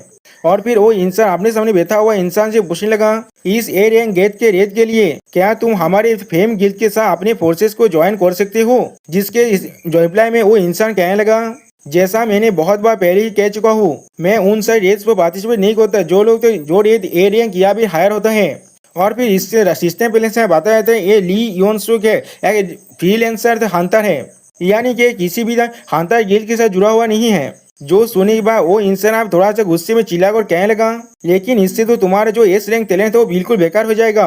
अगर तुम हमारी एस फेम गिल्ड को ज्वाइन करते हो तो भी तुम्हें सच में उसी पर उसके बात को काटते हुए ली योनसुक कहने लगा, चाहे तुम हमें मुझे कितनी भी ज्यादा फायदा क्यों ना दे दो व किसी भी तरह की कंडीशन क्यों ना दे दो, मैं तुम्हारे साथ अपनी जिंदगी को दाव में नहीं लगाऊंगा। आप तुम लोग यहाँ से जा सकते हो। जो सुनेगा फेम गिल्ड का मेंबर अब तो चिल्लाकर कहने लगा, लेकिन तुम कोरिया के कुछ एस रैंक हंटर में से एक हो। ये सिर्फ एक ए रैंक हंटर एक डंजन है जिसे तुम आसानी से मैनेज कर सकते हो। जो सुनी बात लियो योनसेंग उससे कहने लगा, हर एक दिन को मुझे नाइटमेयर आता है जो एक बीस्ट मैजिक बीस्ट मुझे खा रहा है इस तरह का। और फिर अगली पर हम लोग देख पाते वो दौड़ से कांपते हुए फेम गिल्ड के मेंबर से कहने लगा, बहुत सारे मैजिक बीस्ट मुझे चारों तरफ से खेल लिया है और वो लोग हाँ मुझे खा रहे हैं, मेरे बॉडी के हर एक पार्ट को वो लोग फाड़ कर आप खा रहे हैं। और फिर ली गियोनसुंग आपसे थोड़ा सा गुस्से में कहने लगा, एक एस रैंक हंटर होने के क्या ही मतलब है जो मुझे मैजिक बीस्ट को देखने से डर लगता है। और फिर हम लोग देख पाते हैं सच में ली योनसु बहुत ज्यादा ही घबरा है यहाँ पर। और फिर ली योनसु फेम गिल्ड के मेंबर से कहने लगा, मैं सच में आशा करता हूँ तुम लोग और यहाँ पर नहीं आओगे। जो सुने पर हम लोग देख पाते वो लोग आप उसके घर से बाहर निकल चुका है। और फिर ली योनसो तो विंडो से बाहर की तरफ देखने लगा। सच में दोस्तों यहाँ पर ली योनसो बहुत ज्यादा घबरा है और फिर अपने मन में उन सारे मैजिक बीस्ट हुए सोचते हुए कहने लगा, डैम इट। सच में दोस्तों उसके इमेजिनेशन में उन सारे मैजिक बीस्ट बहुत ज्यादा खतरनाक दिख रहे हैं। और फिर हम लोग देख पाते फेम गिल्ड के वो लड़की वाले मेंबर अपने और एक मेंबर से पूछने लगा, शान भाई क्या हम लोग इस तरह से जाने वाले हैं। जिसके जवाब में वो इंसान कहने लगा, क्या तुमने उसकी आंखों को नहीं देखा। उसी पर हम लोग देख पाते पार्क दोजिन यानी इतारिम के एपोस्टली वहाँ पर आ रहे हैं। और फिर फेम गिल्ड के मेंबर वहाँ से नीचे रखते हुए कहने लगा, क्या ही यूज है एक ऐसा एसरेक हंटर का जो कभी फाइट ही नहीं कर सकता। उसी पर वो लड़की वाला हंटर इतारिम के एपोस्टली को नोटिस करने के बाद थोड़ा सा घबराता है। और फिर कहने लगा वो इंसान। अगली पर हम लोग देख पाते पार्क दोजिन अब ली योनसुंग के घर के बाहर आ चुका है, जिसे महसूस करने के बाद ली योनसु पहले थोड़ा सा शौक होता है। और फिर पार्क दूसरे को देखते हुए कहने लगा, तुम रिपायर गिल्ड के एस रैंक हंटर हो। मैंने सुना है रिपायर गिल्ड के पास एकदम रेपुटेशन है तो बहुत ज्यादा रूड होने के लिए। किस तरह से तुम किसी के घर में इस तरह से आ सकते हो, वो भी किसी भी तरह के आने ना उसको नोटिस किए बिना। जो सुनूया पार्क दोजी उससे कहने लगा, मैं यहाँ पर आया हूँ क्योंकि मैंने सुना है यहाँ पर एक एस रैंक हंटर है जो मैजिक बीस्ट से दौड़ता है। जो सुनने के बाद ली योनसु कहने लगा, क्या तुम मेरे साथ लड़ाई करना चाहते हो। और फिर इतारिम के एपोस्टल को आपने तक आगे बढ़ते हुए देखने के बाद ली योनसु कहने लगा, मुझे तुम्हारी मदद की कोई भी जरूरत नहीं है, इसीलिए तुम यहाँ से जा सकते हो। अगली पर हम लोग देख पाते ली योनसु अपने थंडर पावर को पूरी फुल पावर में रिलीज करने लगा। सच में दोस्तों यहाँ पर ली योनसु का जो पावर है बहुत ज्यादा खतरनाक है। और फिर ली योनसु पावर दोजिन से कहने लगा, हुआ कोई रुक जाओ। और फिर बहुत ज्यादा गुस्से में कहने लगा, अगर तुम मेरे लाइटिंग के साथ जोड़ना नहीं चाहते तो फिर मैं तुम्हें सजेस्ट कर रहा हूँ मुझसे डिस्टेंस बना कर रखने के लिए। सच में दोस्तों यहाँ पर ली योनसु बहुत ज्यादा खतरनाक दिख रहा है। लेकिन अगली पर हम लोग देख पाते पार्क दोजी ने उस इनहांस्ड स्टार पेमेंट को ली योनसु के मुंह के बहुत ज्यादा करीब लेकर आ चुका है। और फिर अपने पावर को रिलीज करते हुए कहने लगा, हंटर ली योनसु तुम्हें परेशान होने की कोई भी जरूरत नहीं है, आपसे तुम्हारे ओपोनेंट कोई भी मैजिक बीस्ट नहीं होगा। और फिर हम लोग देख पाते उस स्टार फ्रेगमेंट की वजह से अब ली योनसु के आंखों के अंदर भी लाइटिंग पावर आने लगा। अगली पर हम लोग देख पाते हैं ली योनसु के बॉडी के अंदर उस स्टार फ्रेगमेंट अब जाने लगा। सोच में दोस्तों यानी आप एस रैंक के हंटर को भी पार्क दोजिन कंट्रोल कर सकता है। और फिर हम लोग देख पाते उस स्टार पेमेंट को ली योनसु के अंदर जाने के बाद अब ली योनसु बिल्कुल एक पॉजिटिव आदमी की तरह बिहेव कर रहा है। जिसे देखने के बाद पार्क दोजिन पहले थोड़ा सा मुस्कुराने लगा और फिर एमसी और बाकी से मोनार्च के दिशांत के बारे में सोचते हुए कहने लगा। डार्कनेस सांग सू मोनार्च ऑफ शेडोज के दिशांत है वो, और बाकी सारे मोनार्च के दिशांत भी यहाँ पर आ चुके हैं जो लोग डार्कनेस के जो बहुत ज़्यादा ही नफरत करते हैं। ऐसा ही नया अनएक्सपेक्टेड जो वेरिएबल है वो हमारे सिचुएशन को बहुत ज़्यादा ही जल्दी से चेंज कर रहा है। और फिर प्रेजेंट में आते हुए अपने मन में कहने लगा वो लोग फॉरेन इन्वेंशन में इतना ज़्यादा फोकस हो चुके हैं, ऐसा लग रहा है वो लोग अपने अंदर जो कैरेक्स बॉन्ड है उसे देखना ही भूल चुके हैं। मैं जरूर इसे मेक श्योर करूंगा। उसी पर हम लोग देख पाते उसके पीछे अभी ली योन सुक का बॉडी अब कांपने लगा और फिर अगली पर हम लोग ली योन सुक की आंखों के अंदर इटाम के एपोस्टल के जो निशान है उसे देख पाते हैं। और फिर उसके बाद देखते हुए पार्क दोजिन कहने लगा मैं इन सारे कैरेक्टर को बहुत ही अच्छी तरह से इस्तेमाल करूंगा। और दोस्तों यहाँ पर इस वीडियो का दिया होता है, प्लीज सब्सक्राइब माय चैनल और like and share this video. Okay bye bye sayonara.